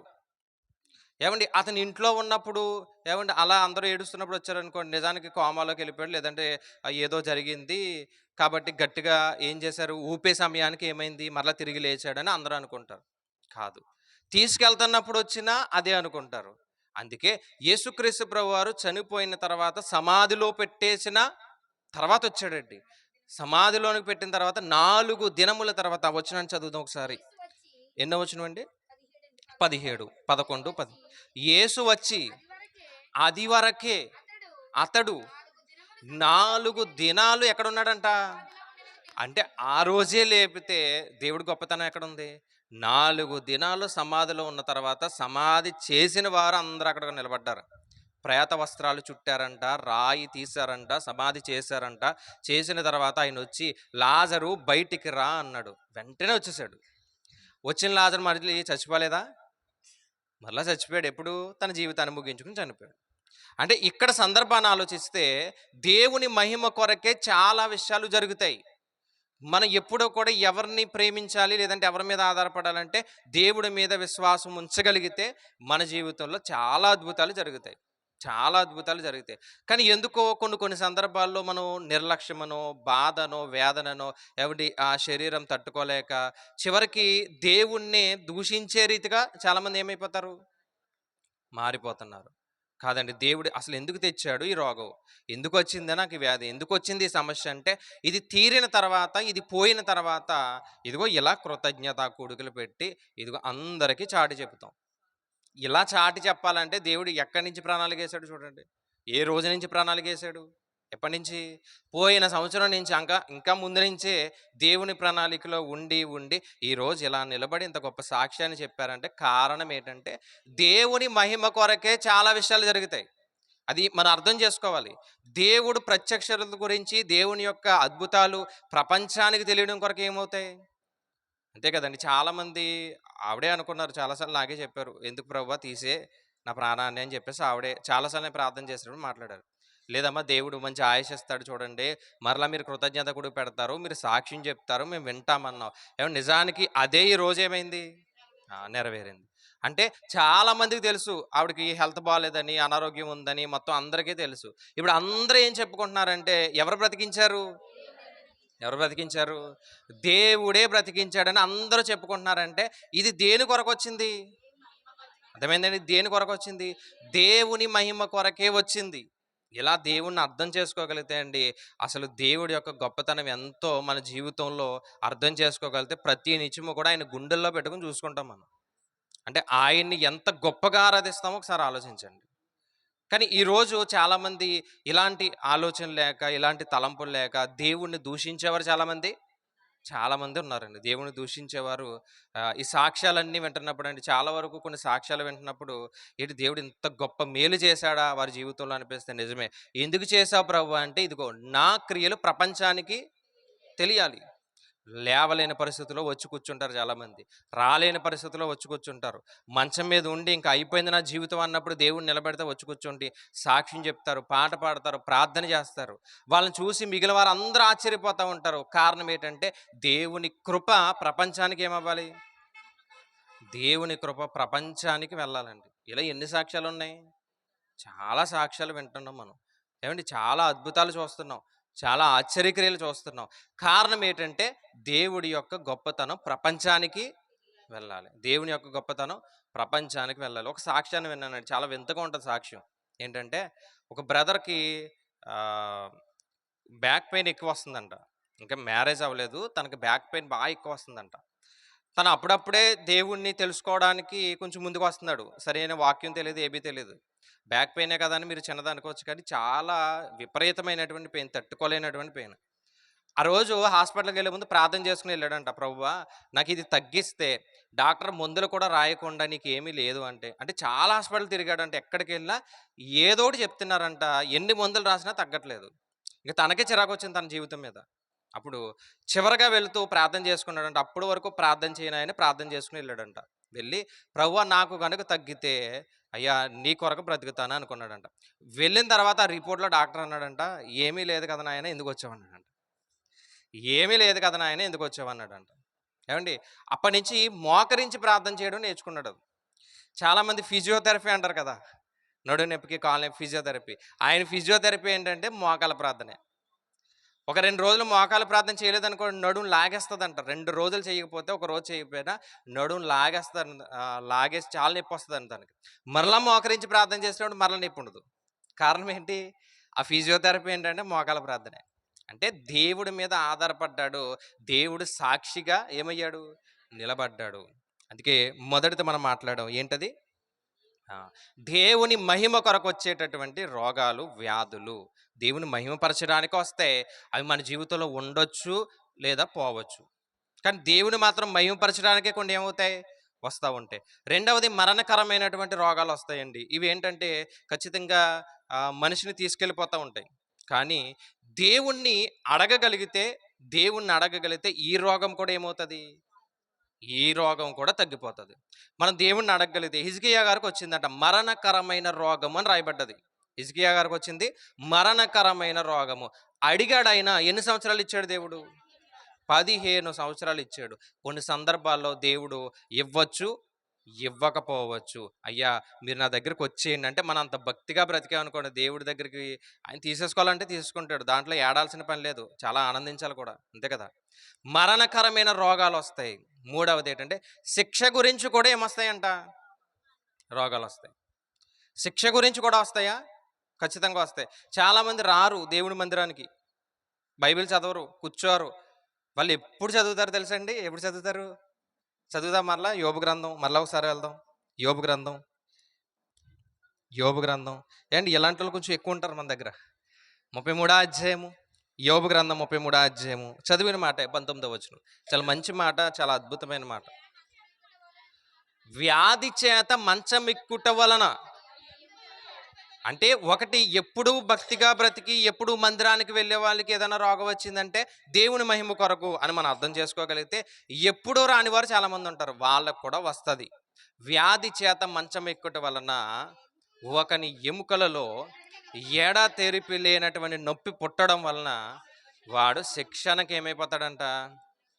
అప్పుడు అందరూ వస్తారు, మంచం దగ్గర ఉన్నప్పుడు అందరూ పలకరిస్తారు, వెళ్తారు, ఒకటే చెప్తారు, బైబిల్ చదువుతున్నావా, ప్రార్థన చేస్తున్నావా, బైబిల్ చదువుతున్నావా, ప్రార్థన చేస్తున్నావా. వాడు ఉదయం నుంచి ఏమైనా అందరూ చెప్పిన మాటలు వింటాడు, రాత్రి నిద్ర పట్టదు. ఉదయం నుంచి విన్నటువంటి మాటలకి ఏంటి, రాత్రి నిద్ర పట్టదు. అప్పుడు మంచం మీద ఉండి ప్రార్థన చేస్తాడు, ప్రభువా నన్ను కాపాడగలిగితే, నేను మంచం మీద నుండి తిరిగి లేవగలిగితే అయ్యా నీ కొరకే నేను బ్రతుకుతాను.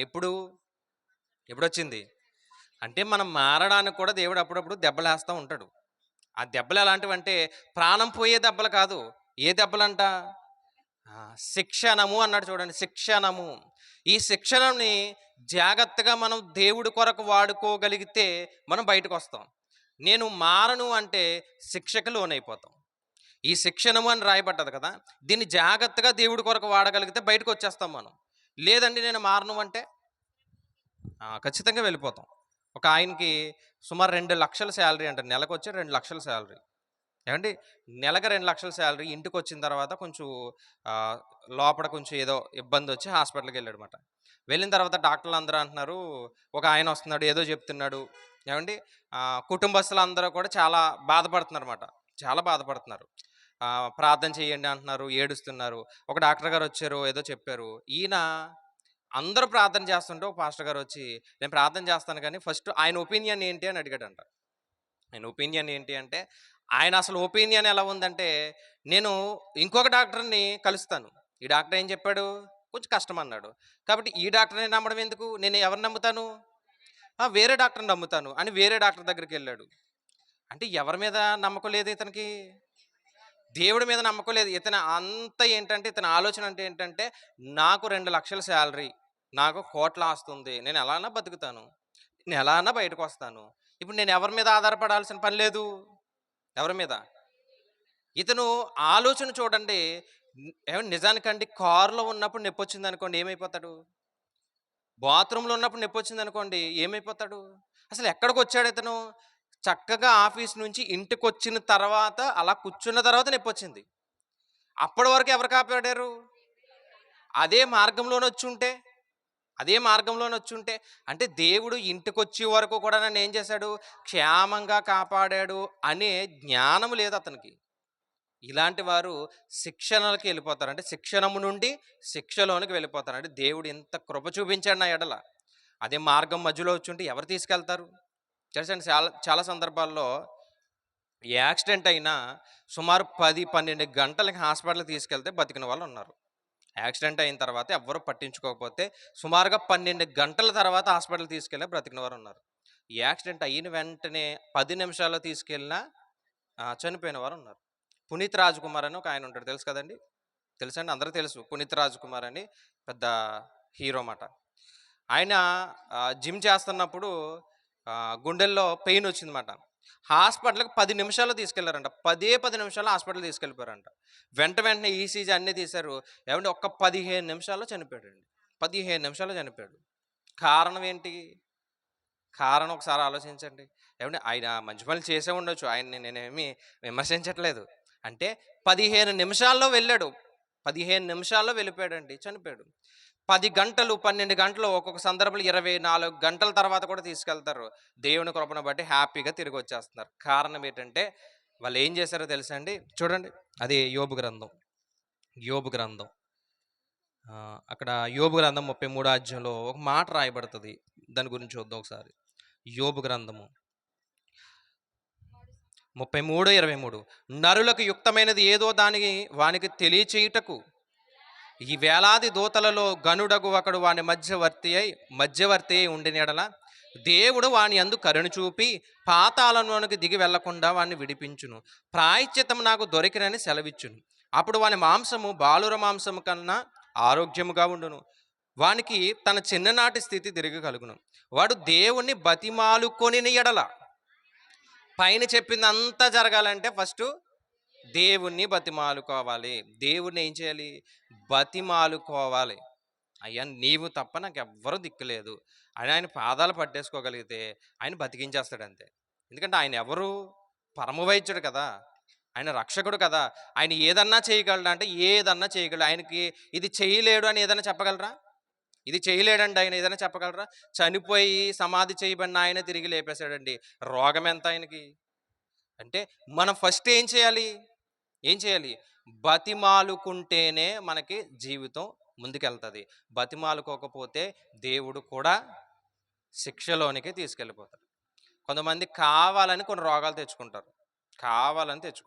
దేన్ని బట్టి తెచ్చుకుంటారు చెప్పండి కొంచెం గట్టిగా ఎవరన్నా? కావాలని రోగాలు తెచ్చుకుంటారు. ఏమంటే ఒక మాట చూపిస్తా, కొంచెం కష్టమైనా పర్లేదు, కొంచెం మాట చూపిస్తా. చాలా మంచి మాట. ఏమండి ఆ పురుషులకేనండి, స్త్రీలకు కాదు ఇది. మళ్ళీ మాకు అనుకోకండి. స్త్రీల గురించి నేను మాట్లాడతలేదు కానీ పురుషుల గురించే మాట్లాడుతున్నా. ఒకవేళ ఇందులో స్త్రీలు కూడా ఉంటే మరి నేనేం చేయలేను. యోబు గ్రంథం 20:12. యోబు గ్రంథం 20:12. చెడుతనము వారి నోటికి తియ్యగా ఉండెను, వారు నాలుక క్రింద దానిని దాచిపెట్టారంట. చెడుతనాన్ని ఎక్కడ దాచిపెట్టారంట? ఎప్పుడన్నా ఇటు సైడు, ఈ ముంబై సైడు, ఏమంటే హైదరాబాద్ సైడ్ వెళ్ళి ట్రైన్లు ఎక్కారనుకోండి, అస్సలు కూర్చోలేం, నవ్వులుతానే ఉంటారు. ఎక్కడ పెట్టారు? మళ్ళా చదువుదామండి. చెడుతనం తీసేసి మనకు తెలిసిన పేర్లే పెడదాం. ఈ గుట్కా పాన్ పరాకు ఉన్నాయి కదా, అవే కదా, అవి పెట్టి చదువుదాం, పోనీ అర్థమవుతుంది. గుట్కా పాన్ పరాకు వారి నోటికి ఎలా ఉందంట? తియ్యగా ఉండెను, వారు నాలుక కింద దాన్ని దాచిపెట్టిరి, దాన్ని పోనీయక భద్రం చేసుకొనిరి, నోట దానిని ఉంచుకొనిరి. చూసారా, నోపడే ఉంచి నవ్వులుతా ఉంటాడు. తెలుసా అండి ఎంత నవ్వులుతాడాడు? ఎంత భయంకరమైన పరిస్థితి ఒకసారి ఆలోచించండి. దేవుడు చూడండి ఎంత గొప్పగా రాయించాడంటే, మళ్ళీ చదువుతాం 14 అయినను వారి కడుపులో వారి ఆహారం పులిసిపోవును. అంటే ఏం తింటున్నారు? మంచిది కాదు, అది మంచిది కాదు. పులిసిపోయిందే, మరలా పులుసు పెట్టుకుని ఆడేం చేస్తాడు? కావాలని రోగాలు తెచ్చుకుంటున్నారమ్మ. ఒకసారి ఆలోచించండి. దీన్ని కూడా దేవుడు క్షమించడానికి సిద్ధంగానే ఉన్నాడు. దేవుడు ఎంత ప్రేమమయుడు, ఎంత కృపమయుడు అంటే, మీరు చేసిన ఈ తప్పును కూడా దేవుడు ఏం చేస్తాడు? ఈ తప్పును కూడా క్షమిస్తాడంట. మరలా అదే మాట ఒకసారి చదువుదాం. చెడుతనము వారికి నోటి కంటే ఎలా ఉందంట? తియ్యగా ఉందంట. వారు నాలుక కింద దాన్ని దాచిపెట్టిరి, వారు దాన్ని పోనీయక భద్రం చేసుకొనిరి, నోట దాన్ని ఉంచుకొనిరి. అయినను వారి కడుపులో వారి ఆహారం పులిసిపోవును, అది వారి లోపట నాగుపాముల విషమగును. ఏమంటే చివరికి ఏమైపోతుందంటే 25 అది దేహమును చీల్చి వారి శరీరంలో నుండి వచ్చును. 24 కూడా చూద్దాం. ఇనుప ఆయుధము తప్పించుకొనుటకే వారు పారిపోగా ఇత్తడి విల్లు వారి దేహముల గుండా బాణములను పోవిడుచును. ఇత్తడి విల్లుతో ఆపరేషన్ ఏందో చేస్తారు తెలుసండి? ఇప్పుడంటే ఈ కత్తెరలు అంటే వచ్చాయి కదా, పూర్వం ఆపరేషన్లో ఈ ఇత్తడి సామాన్లు ఉంటాయి కదా, వాటితోనే చేసేవారు. ఎప్పుడైనా మీరు గూగుల్లో చూడండి. ఇత్తడి విల్లు వారి దేహముల గుండా బాణములను పోవిడును, అది దేహమును చీల్చి వారి శరీరంలో నుండి వచ్చును. దేహాన్ని చీల్చి మరి డాక్టర్ ఏం చేస్తాడు? వాడికి తీయడానికి కష్టమే. అప్పుడు చివరికి ఏమంటాడు? లేదు ఇంకా నేనేం చేయలేను అంటాడు, అంతే. అంటే దేవుడు ఎంత ఖచ్చితంగా రాయించాడో చూడండి. మీరు నాలుక కింద పెట్టుకునేది, నోటి కింద పెట్టుకునేది మీకు తీయగా ఉందని మీరు అనుకుంటున్నారేమో, కానీ కొంతకాలం అయిన తర్వాత మీ దేహాన్ని చీల్చేయాల్సిన పరిస్థితి వస్తుంది. హాస్పిటల్కి వెళ్తారు, డాక్టర్ ఏమంటాడో దేహాన్ని చీల్చేయాలంటాడు.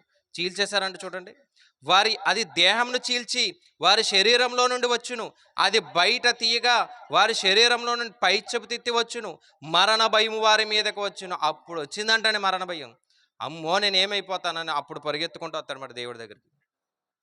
అప్పటికి రాకపోతే మరి ఏం చేయలేం, అంతే. అప్పటికైనా రావాలి. దేవుడు అదే చెప్పాడు. ఇదిగో నేను మీకు పసిపిల్లవాని యొక్క దేహాన్ని ఇస్తాను. మీ చిన్నప్పుడు ఎలా అయితే ఉందో శరీరం మరలా మీకు అదే వస్తుంది. మంచి ఆరోగ్యం ఇస్తాను. ఎప్పుడు మీరు నన్ను బతిమాలుకుంటే, మీరు నన్ను 33 చదివాం కదా, 33, 23 చదివాం.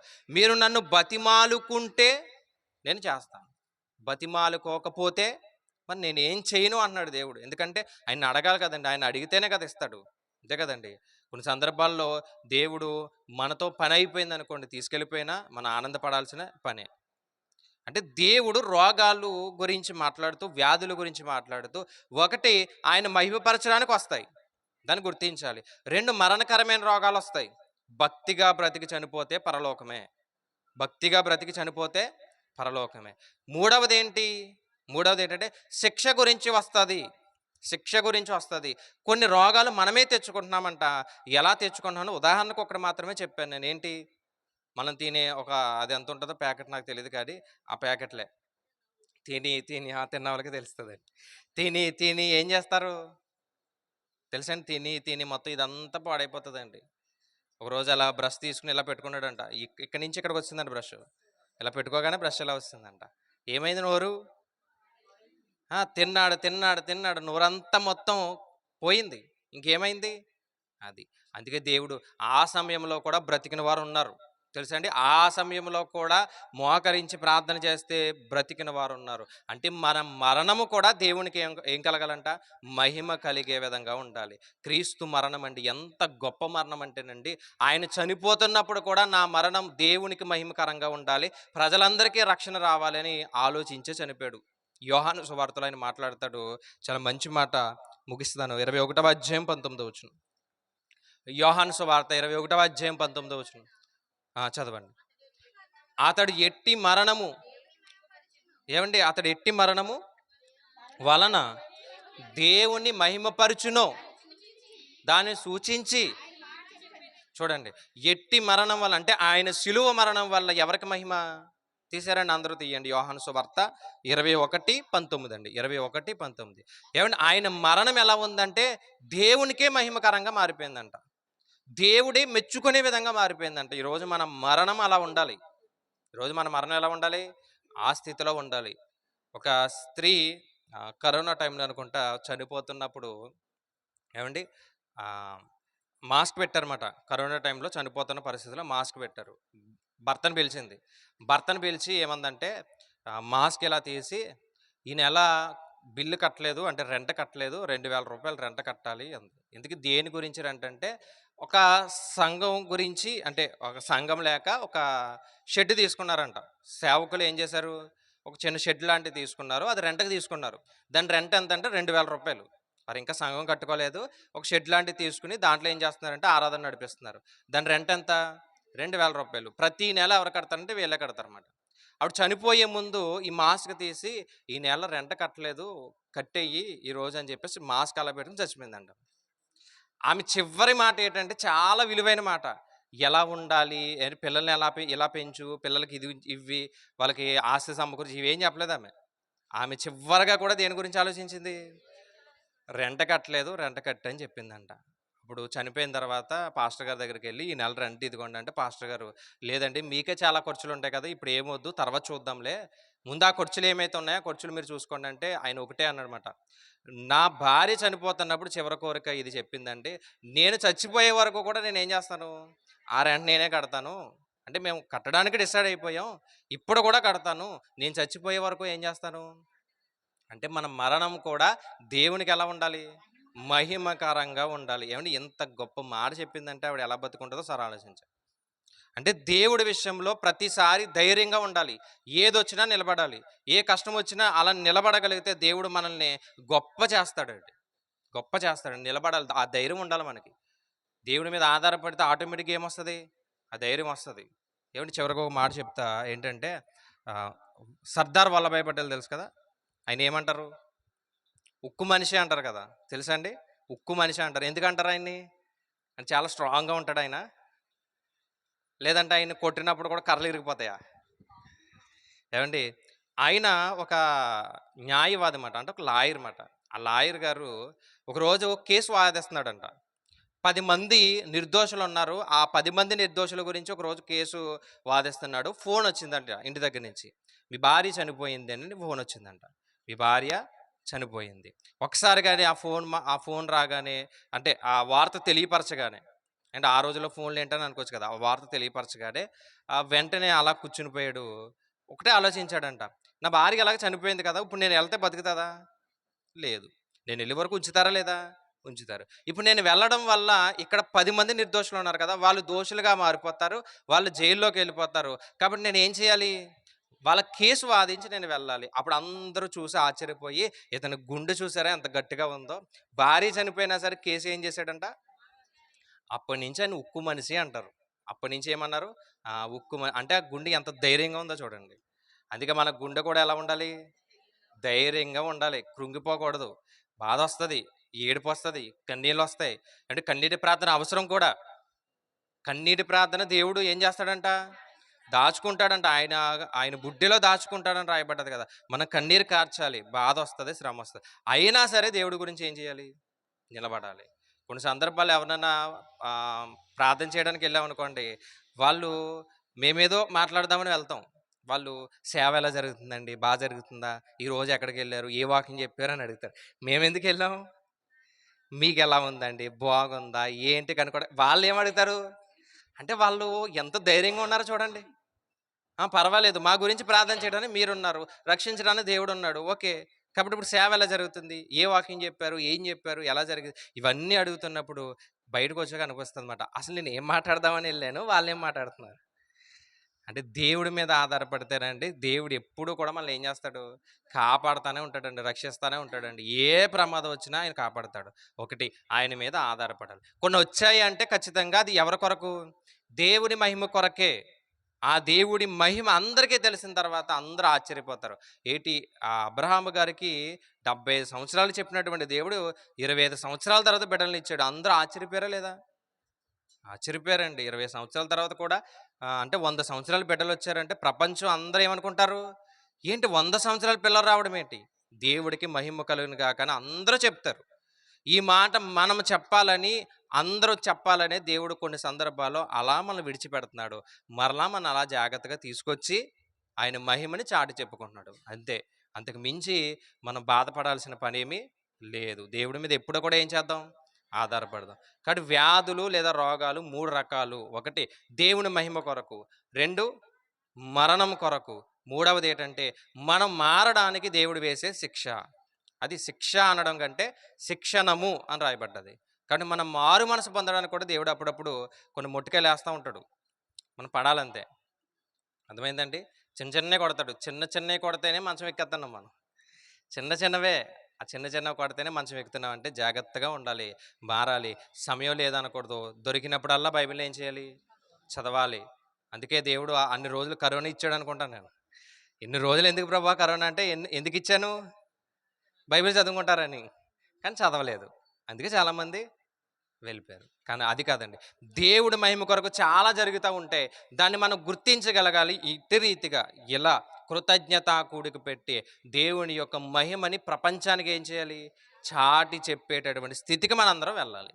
అట్టి రీతిగా మనందరం ఉండాలని కోరుతూ నా మాటలు ముగిస్తున్నా. ప్రార్థన చేసుకుందాం. ప్రార్థన చేసుకుందాం.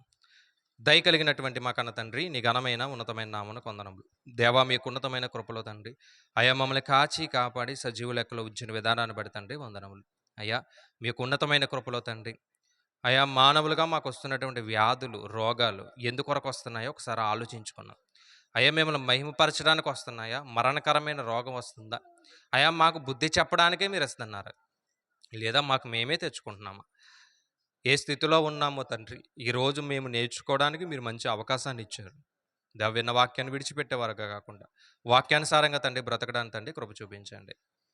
అలాగే తండ్రి దేవా, ముఖ్యంగా ఈ యొక్క కుటుంబాన్ని బట్టి తండ్రి ప్రార్థన చేయొచ్చున్నాం. అయ్యా మరియమ్మ గారు వారి యొక్క జీవితంలో అయా వారు పడినటువంటి శ్రమలు, ఇబ్బందులు, కష్టాలు, ఎన్నో బాధలు తండ్రి దేవ, ఇదిగో తండ్రి హాస్పిటల్కి వెళ్తున్నప్పుడు ధనం లేక, ఇదిగో తండ్రి దేవ మరి ఏడ్చినటువంటి రోజులు, హాస్పిటల్కి వెళ్ళినప్పుడు తండ్రి దేవ మరి ఆ మందులు వేసుకుంటున్నప్పుడు, ఆ కరెంటు పెడుతున్నప్పుడు తండ్రి దేవ, ఇదిగో తండ్రి ఆ ఇంజక్షన్లు చేస్తున్నప్పుడు ఎంతో శ్రమ పడ్డారయ్యా. కొన్ని దినాలైతే తండ్రి దేవ అయ్యా నన్ను తీసుకెళ్ళిపో అని ఆవిడ ఏడ్చినప్పటికీ ఇది కేవలం మీ మహిమ కొరకు మాత్రమే వచ్చిందని మేము నమ్ముచున్నాం. అందుకే ఇన్ని దినాలు తండ్రి దేవా ఆమెని నిలబెట్టుకుని అయ్యా ఇదిగో తండ్రి కాచి కాపాడి ఆరోగ్యాన్ని ఇచ్చి ఆయుష్నిచ్చి ఈరోజు తండ్రి ఇంత గొప్ప సాక్ష్యాన్ని దేవా మేము వినడానికి తండ్రి కృప చూపించారు. ఎంతో మేలు చేశారయ్యా. ఆమె యొక్క జీవితంలో తండ్రి ఎక్కడో మీరు తోడుగా ఉంటారని దేవా మేము నమ్ముచున్నాం. మరింత దీవెనివ్వండి దేవా, కుటుంబానికి ఆదరణ కలిగి చేయండి. మరి కష్టకాలంలో తండ్రి దేవా మరి ఎవరైతే తోడుగా ఉన్నారో తండ్రి వారందరినీ కూడా తండ్రి దీవించి ఆశీర్వదించండి. సంఘం కూడా తండ్రి దేవా శ్రమ అనుకోకుండా ప్రార్థన చేశారు. ధన రూపంలో కూడా తండ్రి సాయం చేశారు. ఇచ్చిన ప్రతి కుటుంబాన్ని పేరు పేరున దీవించి ఆశీర్వదించండి. అలాగే తండ్రి దేవా మరి వారి యొక్క కుమార్తె తండ్రి ఎంతో పరిచర్య చేసిందండి. దేవిదిగో తండ్రి వారి యొక్క బిడ్డలు కూడా తండ్రి ఎంతో పరిచర్య చేశారు. దేవ వారి యొక్క కుటుంబాన్ని అంతటినీ కాచి కాపాడండి, దీవించండి, ఆశీర్వదించండి. అలాగే తండ్రి మరి చంద్రలేల గారిని బట్టి తిమోతి గారిని బట్టి వారి యొక్క కుటుంబాన్ని కూడా తండ్రి మీరు దీవించి ఆశీర్వదించి మీ యొక్క కృపలో తండ్రి వారిని బలపరచండి. వారికి ఇచ్చిన బిడ్డలను కూడా తండ్రి అయ్యా ఆశీర్వదిస్తారని తండ్రి కోరుచున్నాం. అలాగే తండ్రి దేవా వచ్చినటువంటి కుటుంబాలను బట్టి తండ్రి ప్రార్థన చేయొచ్చున్నాం. సంఘాన్ని అంతని దీవించండి, ఆశీర్వదించండి. రేపటి దినాన్ని జరగబోతున్నటువంటి మరొక కూడికలో కూడా తండ్రి మీరు మాకు తోడుగా ఉండి నడిపించండి. దావీదుగో తండ్రి సంఘాన్ని ప్రేమించి ఆశీర్వదించి ఏర్పాటు చేసినటువంటి యొక్క పలహారాన్ని బట్టి తండ్రి ప్రార్థన చేయొచ్చున్నాం. అయా రెట్టింపు ప్రతిఫలాన్ని తండ్రి వారి కుటుంబానికి దేవా మీరు దయచేస్తారని తండ్రి కోరుచు ఈ యొక్క ప్రార్థన క్రీస్తు నామమును బట్టి అడిగి పెడుకుంటున్నాం పరమ తండ్రి, ఆమేన్. తండ్రి అయిన దేవుని ప్రేమ, యేసుక్రీస్తు వారి యొక్క కృప, పరిశుద్ధాత్మ అన్యోన్య సహవాసం ఈ యొక్క కుటుంబానికి, కూడి వచ్చినటువంటి ప్రతి కుటుంబానికి సదాకాలము తోడుగా ఉండి నడిపించునుగాక. ఆమేన్. ఆశీర్వాదంబుల్ మా మీద వర్షింపచేయుమేష, ఆశతో నమ్మియున్నాము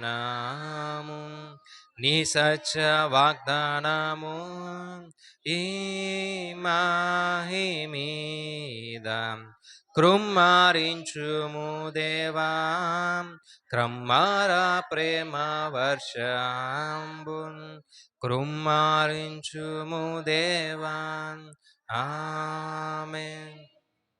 అందరికీ వందనాలండి. మరి రేపటి దినాన్న వినోద్ గారు వారి ఇంటి దగ్గర జరుగుతుంది ప్రార్థన, ప్రారంభ ప్రార్థన దొరబాబు గారు, వాక్య భాగం సతీష్ గారు, తర్వాత ప్రార్థన సత్యానంద గారు, ప్రత్యేక పాట సునీలు మధులిక. ఏదో గమనించి వారు ఎవరికైతే మరి ఇచ్చామో వారు సిద్ధపడి రావడానికి ప్రయత్నించండి. శుక్రవారం వచ్చి పద్మ గారు వారి ఇంటి దగ్గర జరుగుతుందండి. అలాగే శనివారం వచ్చి వెంకటలక్ష్మి గారు వారి ఇంటి దగ్గర జరుగుతుంది. సోమవారము, మంగళవారము, బుధవారము ఎవరు తెలియపరచలేదు. ఒకవేళ ఎవరైనా